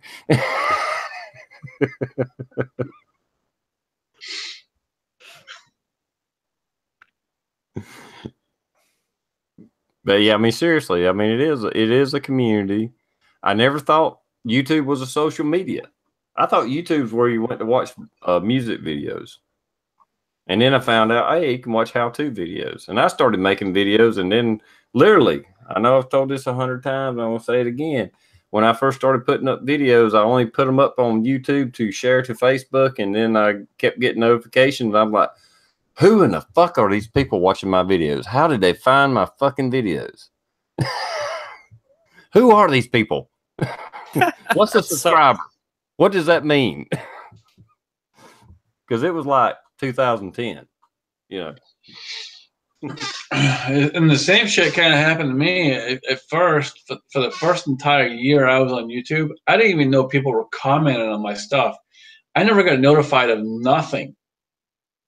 And I was just posting random bullshit videos and just trying to throw a little piece of information out there just for shits and giggles. I never thought or imagined that I would meet so many people on here that I personally can call family, and I do call family. it's just been insane. When I realized I was getting notifications was when I switched phones. I got a new phone, upgraded my phone, and all these freaking emails came through, and I'm like, holy shit. And I went back in and I responded to every single person that left me a comment from a year ago. And I took the time because they took the time to watch my videos. And I to this day, that's how I roll. I will always respond if you make a comment on my video. I don't care how fucking busy I am. At some point in time, I will respond to you because I appreciate it. And it's just insane. The community is huge and just absolutely awesome. I've met so many good people off of here, TR included. It's just been insane and crazy, and just a huge part of why I stick around and why I keep making videos. And I haven't made many videos the last couple of weeks just because I've been so busy and with work.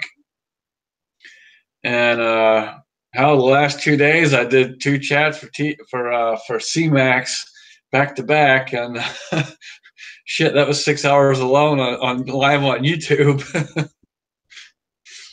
You know, but that's what we do. We stick together, we hang together, and we take care of each other. And you said it, Scotsman, and I'm going to back you up on that. Okay. Now, this is just my experience, but if you want to grow your channel, and don't do it for money. If you're in YouTube for money, just quit now. Just stop. Just stop. Just don't do it for money. There's no money in YouTube. If you get lucky and you blow all the hell up and you get 1 million subscribers, thumbs up to you. I'm proud of you. But if you're just going to be your average Joe like the rest of us, just doing what we do and wanting to be part of the community, respond to comments. And when you watch a video, thumbs up that motherfucker and make a comment. And if they don't comment back, don't get all pissed off about it. But keep doing it. Keep making comments. Pay attention to the people that comment back.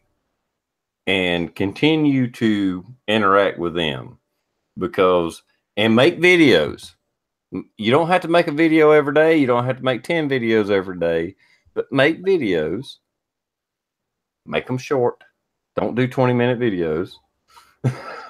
Make Scab Ugly, KS Gun Guy, if you're watching, pay attention. Yes. No fucking 20-minute fucking reviews. Yeah, I'm going to tell you right now, if you make a 20-minute video, it better be something I really, really, really want to watch. Now, I will watch chats, but as far as if you do a gun review on a double-barrel shotgun, say this one, oh, I got this double-barrel shotgun I just bought from Ithaca, da-da-da-da-da, and it's like, well, I'm not going to buy one of those. I'm not going to watch a 20-minute fucking video. But if you do a 3-minute video on it, I might watch it and make a comment and like, hey, that's a cool gun. But if you do a 20-minute review on the latest, greatest fucking Glock 17 and I don't give a shit, I'm not watching it. But anyway, do short videos, make comments, pay attention to who replies to you, and keep going back to those guys. That's it. Keep them short. I try to keep most of my videos 10 minutes or less. The majority of my videos are 5 minutes or less for a good reason. Because you know what? I can't watch a fucking 20-minute video. I ain't got fucking time. I work fucking 80 hours a week. I ain't got time to watch all your fucking videos. You make them 2-3 minutes, guess what? I'm going to watch your shit. Well, that plus the people that make 20, 30-minute videos, I don't know what kind of internet connections those people have, but if I go to try to upload an 8-minute video, it's going to take me a couple of flipping hours to get that goddamn thing uploaded. You know, there's guys that are turning 20-minute videos every other day. I'm like, you got your own dedicated server? What the fuck? I'm going to give a prime example, and I'm calling him out. Yes, I'm calling him out live on a chat. The Scab Ugly does 20 fucking minute reviews on a fucking knife. A fucking knife. Dude, brother, cut that shit down. 2 minutes. 2 minutes. Please and thank you. Yeah, if the review takes longer to get through than what it took to make the item, there's something seriously fucking wrong there. I'm sorry, but what can you talk about a knife for 20 freaking minutes? Seriously. It's got a blade on it and it has a handle. And I can discuss the blade in less than 30 seconds. So why the fuck is it a 20-minute video? And this coming from a sword guy. Yes. Exactly. This coming from a sword guy. And I can do a video on my sword and describe it in less than fucking 5 minutes. And I still owe Cobra a video, so yes, I'll make that video at some point, Cobra.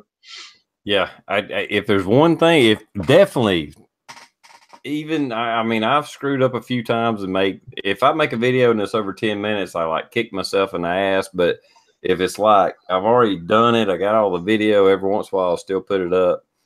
But 10 minutes is like, son of a bitch, I went too fucking long. You know, I want those son of bitches like 5, 4, 3 minutes long. Sometimes, hell, a minute and a half video. I'd rather put up a 2-minute video and get good information crammed in a little bitty space of time, even if it's just an opinion on whatever. You know, every once in a while, if you go out there and do some shooting, okay, make it a 5-minute video. But by God, I mean, that 10 minutes, when you hit 10 minutes, just seeing 10 minutes, it's like, okay, I ain't got time for that shit. And you go to the next video. I mean, people are not going to click on it just because of the length of it. You want those son of bitches below 10 minutes, period. Sometimes it can't happen. If you're reviewing something, if you're doing a review, a true, honest review on a product, and you can't make it less than 18 minutes without getting a lot of information out, so be it. Do it. But it better be a good fucking video with some good fucking content. And people will watch the entire fucking thing. You know, like if it's a car repair, I've done videos on repairing shit on my truck. And people will watch the whole thing because it's an interesting video. I'm educating you. I'm giving as much information as I can in the shortest amount of time as I can. Sometimes it takes 18 minutes. But if you're reviewing a fucking boot knife that cost $18, trust me, it don't take 20 fucking minutes to review it. Stab, I hope you're paying attention. It don't take fucking 20 minutes. That's it. It's not like you're trying to hurt anybody's feelings. This is just the truth. You know, the reality is you hope that your subscribers have, you know what I mean, 30 other people they want to get to in a night. You know what I mean? You only got so much time, like you said, and everybody's time is variable. So let's just think about it. If the person's only got time to watch 10 videos, you want to be in that section. So like they said, you know, don't make it 20 minutes. You need to make that too. Yours is going to make the cut, you know, and again, I think that, you know, your channel will grow because people are going to be hitting it, you know. Yeah, I've been in the video editor going, now where am I going to cut out of this video to get it underneath this mark, because this is just entirely too long, and cut out a chunk of material here, a chunk of material there, just to get it underneath a mark. Another one of the things that I've started to employ is not doing it all in one video. If I've got a product, I'll do an unboxing and a first look, and then I'll come back and do a review on it a little bit later, and even later than that, I'll do an extended review later on, and then I'll roll them all together and put it into a playlist. So if people want to follow that one product and see all that stuff, it's all linked up together, and they can see the 3 or 4 videos that are with that one particular product. And so you're going to end up losing the attention span. They're going to go over to the side and pick another video if it's entirely too long. But if it just leads one right into another, that seems to be a good way of doing it, as long as you're able to keep their attention. No, like TR said, if it's an informative video and it's an actual directional video, hey, this is how you change this out or how you do this, people tend to watch those videos a little bit longer. It can be that longer video. But again, if you're just reviewing a fucking knife, dude, please, 2-3 minutes tops. Tops. Cut that shit down already. KS Gun Guy. Reviewing a gun. Dude, it don't take 20 minutes to review a gun. I can read all the shit off the website like you do in less than 5 fucking seconds and review the gun in fucking 5 minutes. Cut the shit down. This is why the advertising dollars kind of mean something to certain people for sure, because there's time in it. It's not even just that, it's the time invested in the idea of how to make a 2-minute video that is informative, right? Reaches what to the point you're trying to reach. You know, you're in and out. You know, fuck, there's an expertise to that. There really is. And then, you know, and then do the editing and everything else to kind of put it out there and actually make it shine or whatever. But yeah, I mean, it's really, it's not easy, because yet even the big shows here, you know, are still sitting there going, fuck, it's 10 minutes. Where do I cut? You know, it Well, happens. I mean, just what you bring up, Luke. Think about it. Advertisers have, on average, 30 seconds to sell you a product. And to be honest, we're not trying to sell a product. You know, we're just trying to tell you our point of view, what we thought of it, or whatever. Whether it's a new gun, a bow, crossbow, a fucking alcohol stove, or whatever. Okay, instead of 30 seconds, I'm gonna give you 2 or 3 minutes. I'm giving you, holy shit, the world to convince me this is what I need to do. If advertisers pay millions of dollars to get their point across in 30 seconds, as a YouTuber, as your average Joe Blow, you need to figure out how to do that in less than 5 minutes. And that's giving you, basically, your YouTube is giving you tens of millions of dollars worth of airtime to get your point across. So once you pass that 5-minute mark, by God, it better be some interesting shit. It better be fun. Now, It's a license. If it's fun and people want to watch it and you're making them laugh, you're making them smile, you're making them interested, by all means do that. But if it's just a simple product that you're talking about, under 5 minutes. That's all I'm saying. That's it, man. It's a free platform, like you said. I'd like to, you know, think about it. I mean, to get, all you have to do is just be good at it. You know what I mean? And once you're good at it and you find a product, you know, we had certainly somebody on the outside there that understands this concept really well. All of a sudden, you get a good following, and then you come up with a dynamite product, and you put it out there. Man, that's free advertising right there. That's a big, big deal. You know, it's a big deal. So it might not be YouTube making you the money per se, but the product you get, and you got a good enough audience to advertise that, yeah, you can go places. So, yeah, it's free If advertising. it's entirely too long, you know, even if you're interested in the product and it's entirely too long, you're going to end up falling asleep. It's not, you know, it's like watching a Nut and Fancy video. You want to go to sleep, just watch Nut and Fancy. That'll take, I mean, there you go, right there.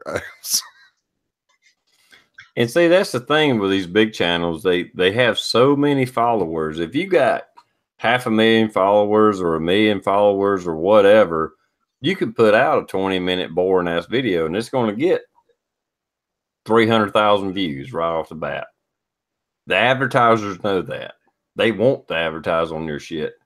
It doesn't matter that the majority of your viewers aren't going to watch it. The majority of the subscribers I got don't watch my videos. It's not even 10%. It's like 0.5. Well, no, maybe not 0.5. What would it be? I got 6,000 subscribers. I average about 300 views. You know, so you got to keep people's attention. I got subscribers that probably subscribed when I was doing a lot of prepping videos, and I don't do prepping videos now. So maybe I lost them. They didn't unsubscribe me, but, you know, they don't watch my videos anymore. you got to keep things changing, I guess. I don't know. And I'm not trying to get 100,000 views. I'm just showing you what I'm doing. I bought a new gun. Hey, here's the gun. This is what I think about it. Blah, blah, blah. There's no reason to make a 20-minute video when only 300 people are going to watch it anyway. I might as well make it a 3-minute video. Hey, this gun is cool. Look at this. And I like this about it. And show the features. Da, da, da. Pop it off a few times. And boom, I'm done.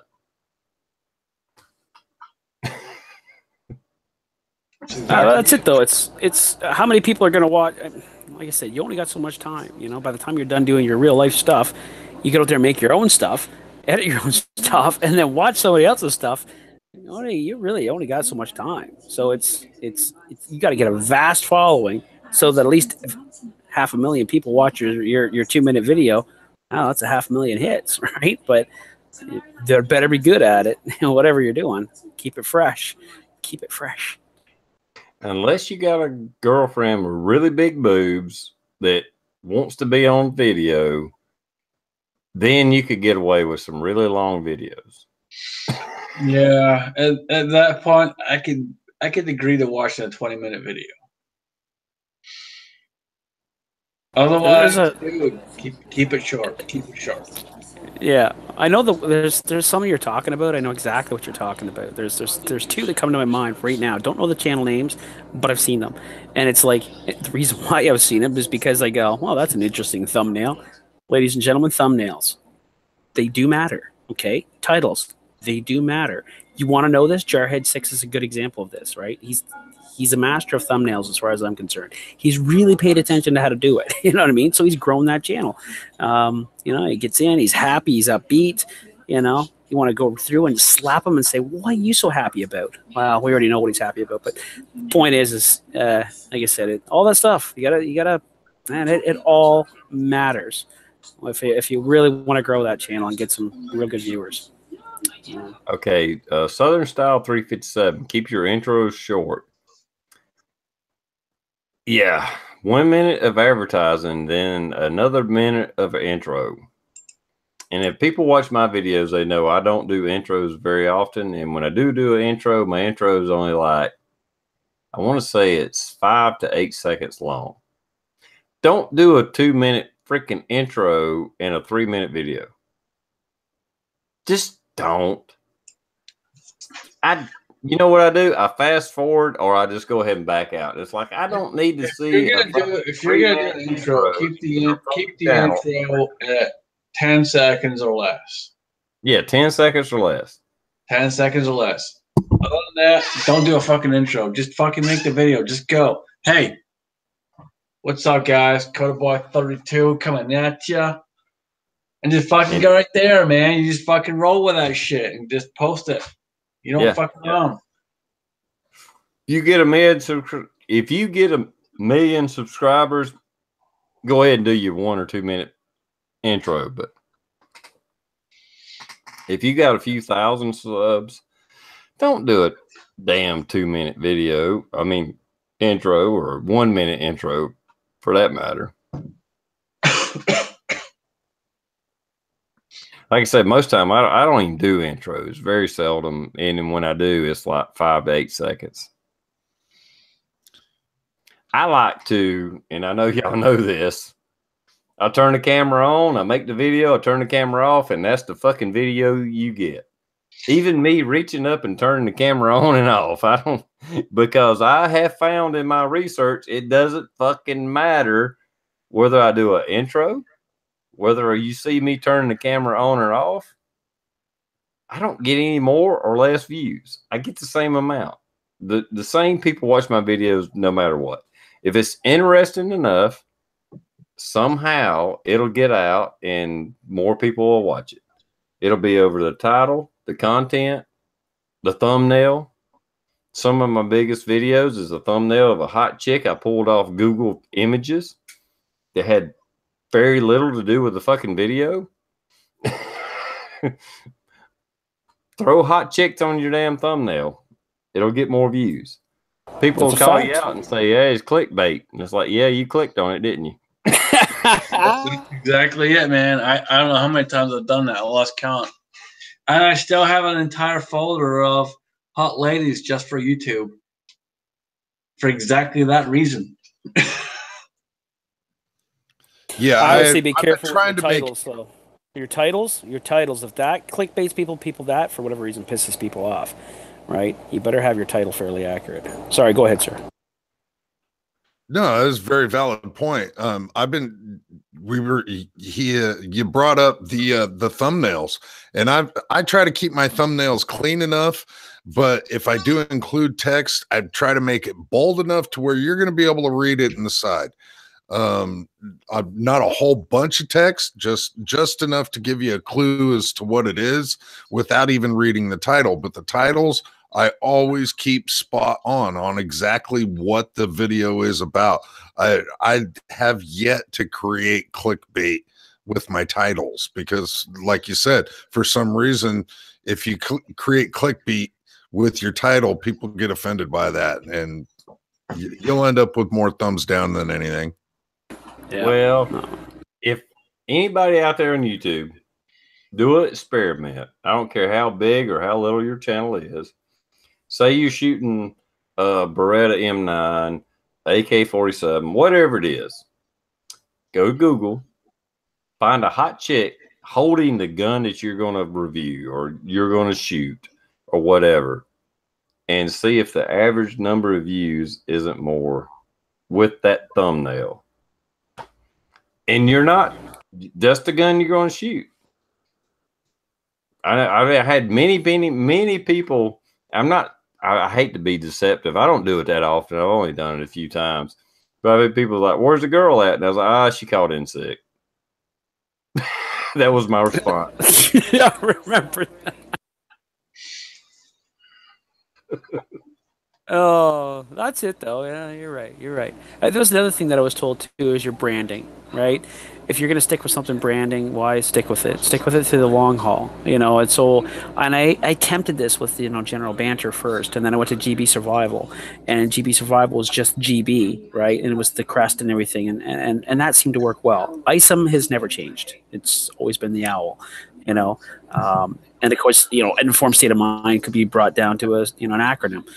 So I put a lot of thought into the ISOM channel, but did it grow my channel huge? Well, I only had 70 some odd shows, I think. So, and I didn't stay with it, but not for lack of trying. And to be honest, I mean, really, as long as I've been in this and I've realized there's no money to be made in YouTube, at least on my format and my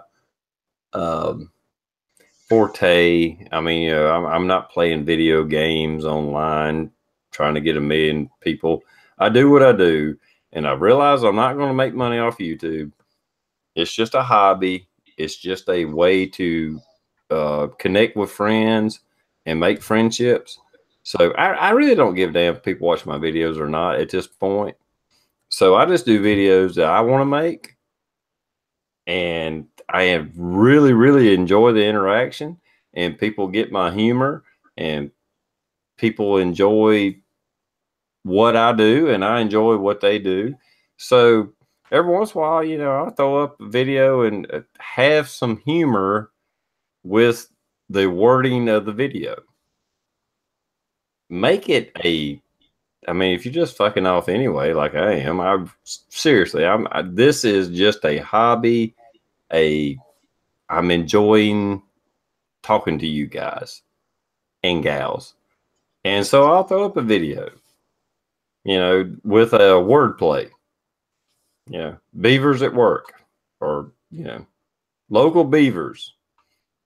Knowing good and well, I got a bunch of dirty-minded motherfuckers that's watching my shit that's going to give me shit about it. I put up one today, Beaver Work Update, and I know good and well people are going to give me shit about that, and I hope they do. If they don't, I'll kind of be pissed off and hurt my feelings.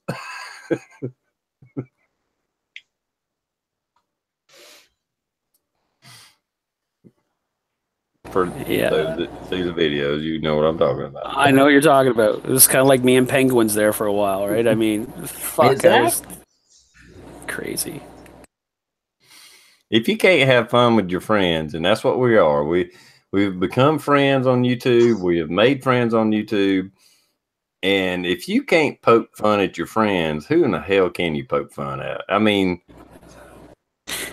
yeah, because you know what? Honestly, with the way the world's going, I mean, we all might just have each other right now. So hang on to us. I mean, guys, honestly, we have stretched this far to where we have a Canadian on the chat.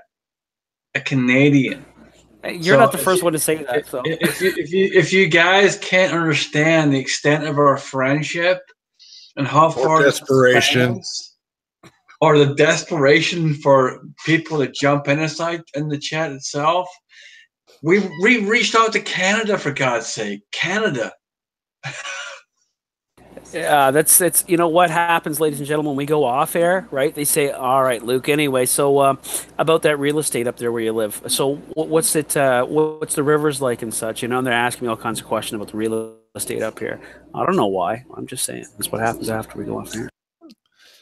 Well, I am the one that's been on the YouTube least at everybody here. And one thing that I do want to point out is you will see everybody give everybody shit on these. And so if you're wanting to get into the community, expect that that's what's going to end up happening eventually, but you don't just jump in and start giving people shit right off the fucking bat. You have to get a rapport. You have to get some type of footing to begin with.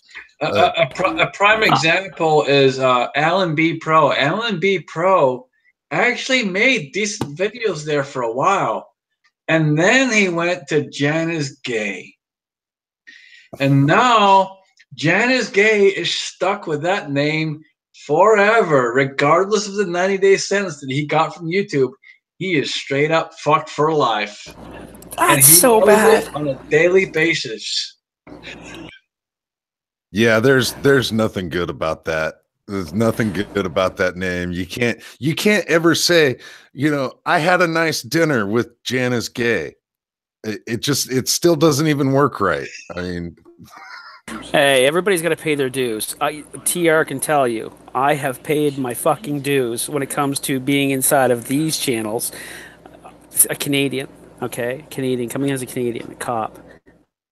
Right, that one right there. Yeah, it didn't do me any favors. And me and Matt Winklejohn certainly from Resistor anyway. And it didn't start off nice, I can assure you.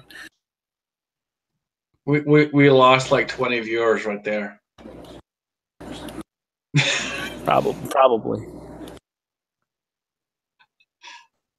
Well, yeah, now that Luke, you can bring up a good point. You want to talk about a diverse freaking group of people that in my YouTube career, I have transsexuals, gay people, cops, EMT, rednecks, Northerners, Yankees. You know, I mean, that's the worst of the group. Anyway. Foreigners. Yeah, and foreigners. But you're still not as bad as a Yankee, Scotsman. Not even close. You want to talk about a diverse group of people. Holy shit. That can come together and talk to each other and have a good time and converse. Wow. Who would have thought people from the South, North, Canada, homosexual, transsexual. I mean, you can't name anything that isn't in this community, and we all are friends. YouTube is a very powerful social network. Yeah, no doubt about it. It's diverse, like the rest of our communities. If we could find common ground, if we could just have these type of conversations with people, in the real world, without people, cutting each other off all this time and not being in a fair discussion, that's what these chats are like. You're very everybody's fairly courteous in these things, you know. And you've seen all kinds of chats out there. You can see the real shit shows where it's just a shit show. But, you know, and we've all probably been in one or two that's gone to that point at some point within the show. But usually a good host every can Monday control. night. Every Monday night, it's a shit show. Yeah, it's called foreign and domestic. It happens every Monday night. It is a shit show for sure. You're not allowed to advertise other chats on my chat. What was that again? What night is it?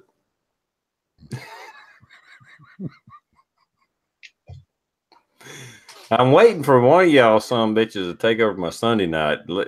Relieve me of my Sunday night chat. Somebody needs to come up with a good chat. Take one of them away. I'll keep my Tuesday night chat, and y'all take over the Sunday night chat. It was bequeathed to me to do the Sunday night chat after I started my Tuesday night. I think two chats a week. All right. Hold on. Stop for a second. Janice Gay, how are Sundays for you? Always they're up in the wind. All right, so you heard it, guys. We're gonna change the name of our chat to Up in the Wind on Sunday nights. We're gonna take over TR Sunday night. I mean, seriously, I want to keep my Tuesday night chat because that was my original little baby. But I'm more than willing to give up my Sunday night chat, that time slot. Not that anybody can't do the same fucking thing. I mean, it's just a courteous thing to do. If anybody wants to take over the Sunday night chat, I'm throwing it out there. If you got a chat and you want to do it and want to take over the Sunday night, do it. But if you give up the Sunday night TR, then Scotsman and I are going to have nothing to talk about on Monday because we just rehash everything you talked about. Well, no. See, now we're screwed because if I take over Sunday, then I got Sunday and Monday. So now I'm fucked because now I got to talk about shit for 2 days in a row. Well, what I'm saying is move your chat if you want to. I'm not asking you. I'm not telling you. I'm just saying anybody out there, because there's many people that's starting chats now. The chats have become there is. And the only reason I jumped in and said that I'd be happy to do that is because we do have a couple other people that have a chat on Monday night, and it kind of interferes with our chat. And so I would be willing to move that to Sunday night, and I think it'd work out well for us and well for you as well, where you don't have to take care of Sunday anymore. We'll take care of it for you. Luke knows what I'm talking about. The Sunday night chat got, and this is Tuesday, but anyway, the Sunday night chat kind of got through in my lap, not forcibly, but I just wanted to keep it going, and I seriously want somebody else to take it over. And when you guys, all these other chats started, I was seriously saying, hey, get a chat going. Give me a break. You guys do the chat. I'll be a guest every night I can. I'll tell you, Sunday works better for me. Okay. Well, we'll do a dry run, and you know what, Scotsman or Alan, one of you two, y'all take over the Sunday night chat. I'll quit doing it. I'll pass the baton, and I will keep my Tuesday night chat. How about that? All right, you heard it. You heard it right here, guys. Foreign and domestic is moving to Sunday nights. Yeah, I mean the baton has been passed. Seriously, it was American Warning. It was Matt, Resisted Tyranny. It was Luke, Awesome Channel, and the baton got handed to me. So you will be the fifth that I at least have been involved with on the Sunday night chat, and you can do it whatever time you want to.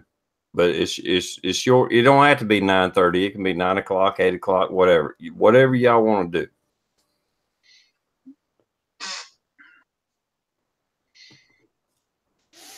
Balls up, guys. That's it, guys. There it is. You heard it. Foreign and Domestic is moving to Sunday nights.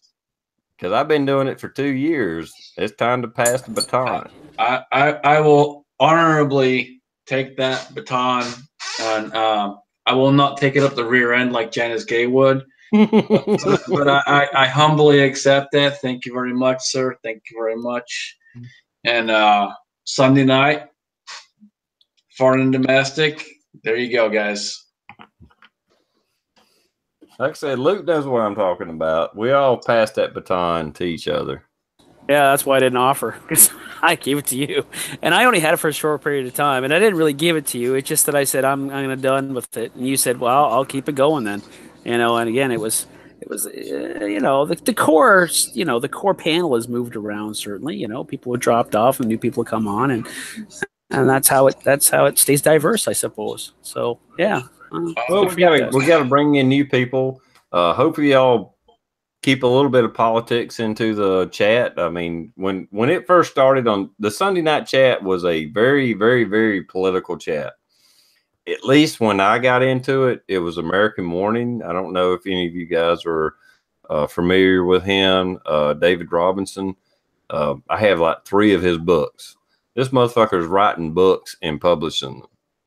This is how I knew the chat. I'm not saying he's a millionaire from writing books, but I got him with a guy. This guy was really, really, really educated and knew his shit. I remember starting with him. Johnny Master at Arms done. Resisted Tyranny was in there. Luke was in there. I was in there, and we'd have different guests from other places. And this thing has evolved over the years. Hopefully I didn't turn it into a shit show, but it was still a serious chat, and I hope I covered serious topics on Sunday night. Probably not as much as they did. No, matter of fact, I know we didn't. It was hard. I mean, David Robinson was pretty educated and well-spoken, certainly. Is still. He's still around, certainly.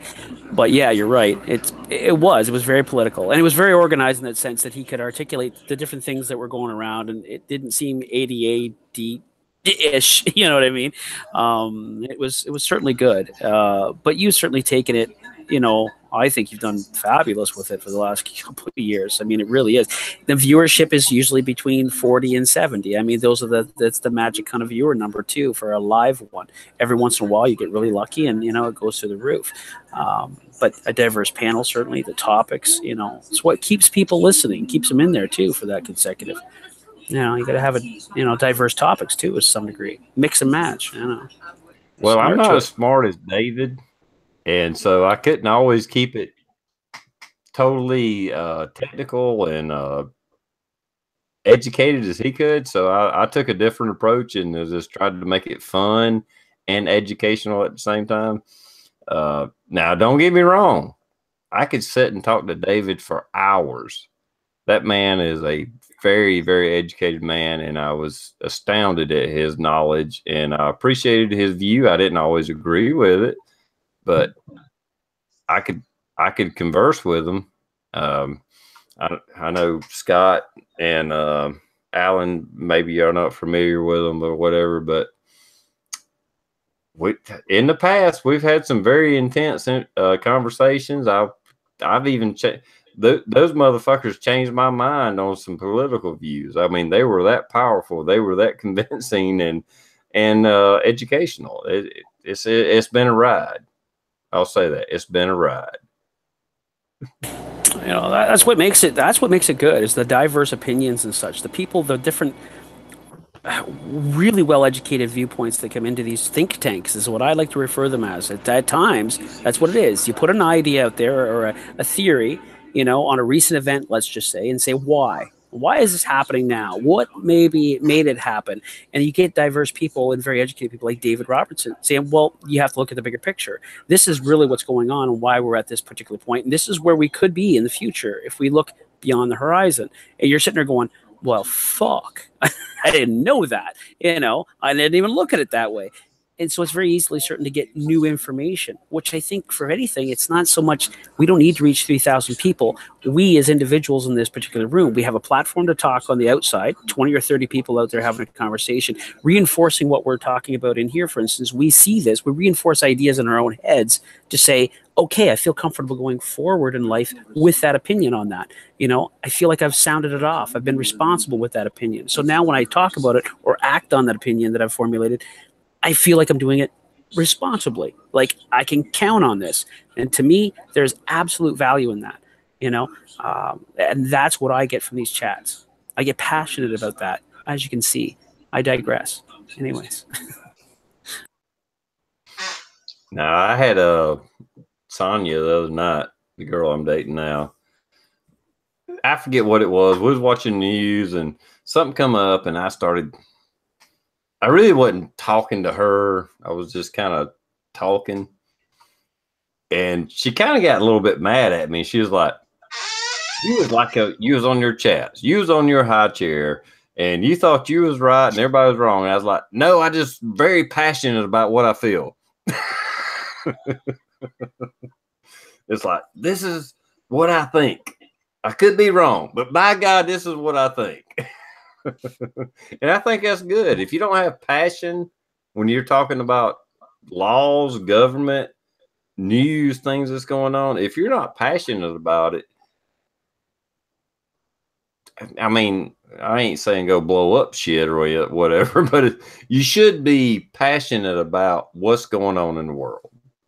And if one thing I've learned from these chats is to get involved, get passionate, believe in what you believe, but be open to conversation to look at a different point of view.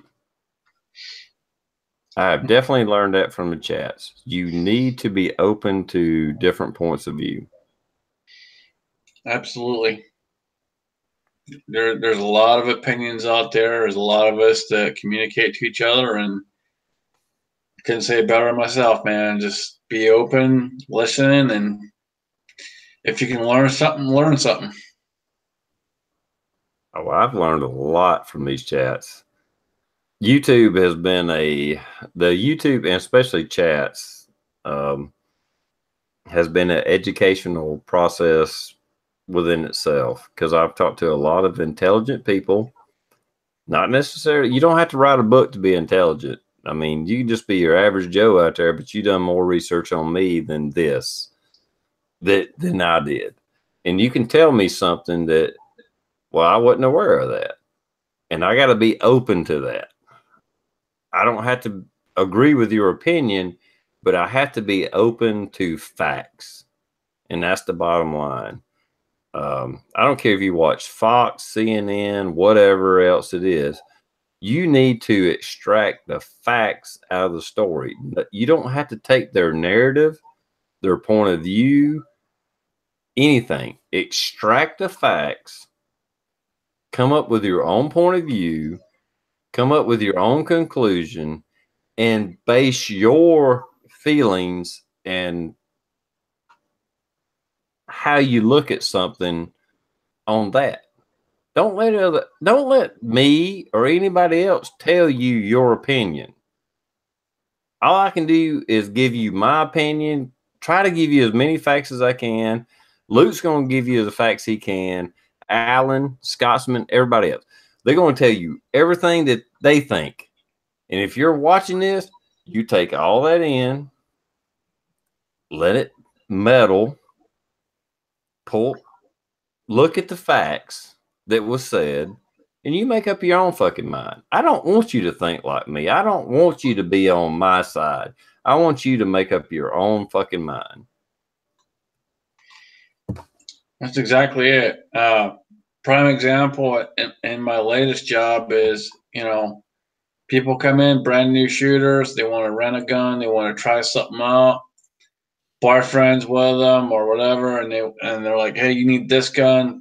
No, dude, just step back for a minute. Let her try this. Let her try that. Let her figure out what she likes. Don't fucking tell her what she needs. Don't fucking be the guy that goes there and be the complete dick and say, hey, this is it. No.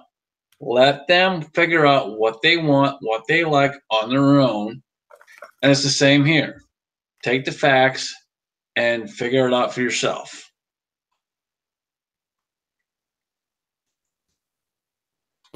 Oh, and that's it too, isn't it? I mean, you got it's a downside to certain viewpoints, certainly, but the people who are not so much educated and want to believe the shit that they're fed, there's a place for them too on YouTube. So everybody has something that they like about YouTube. Uh, uh, but that's the beauty of YouTube. There's something for everybody and their speed. This guy speaks to me. This guy doesn't speak to me. This girl speaks to me, but this girl doesn't speak to me. This girl too has too much clothes on. This one does not. Whatever, same thing. But every channel and video speaks to different people. And that's where everybody finds their different successes, I suppose.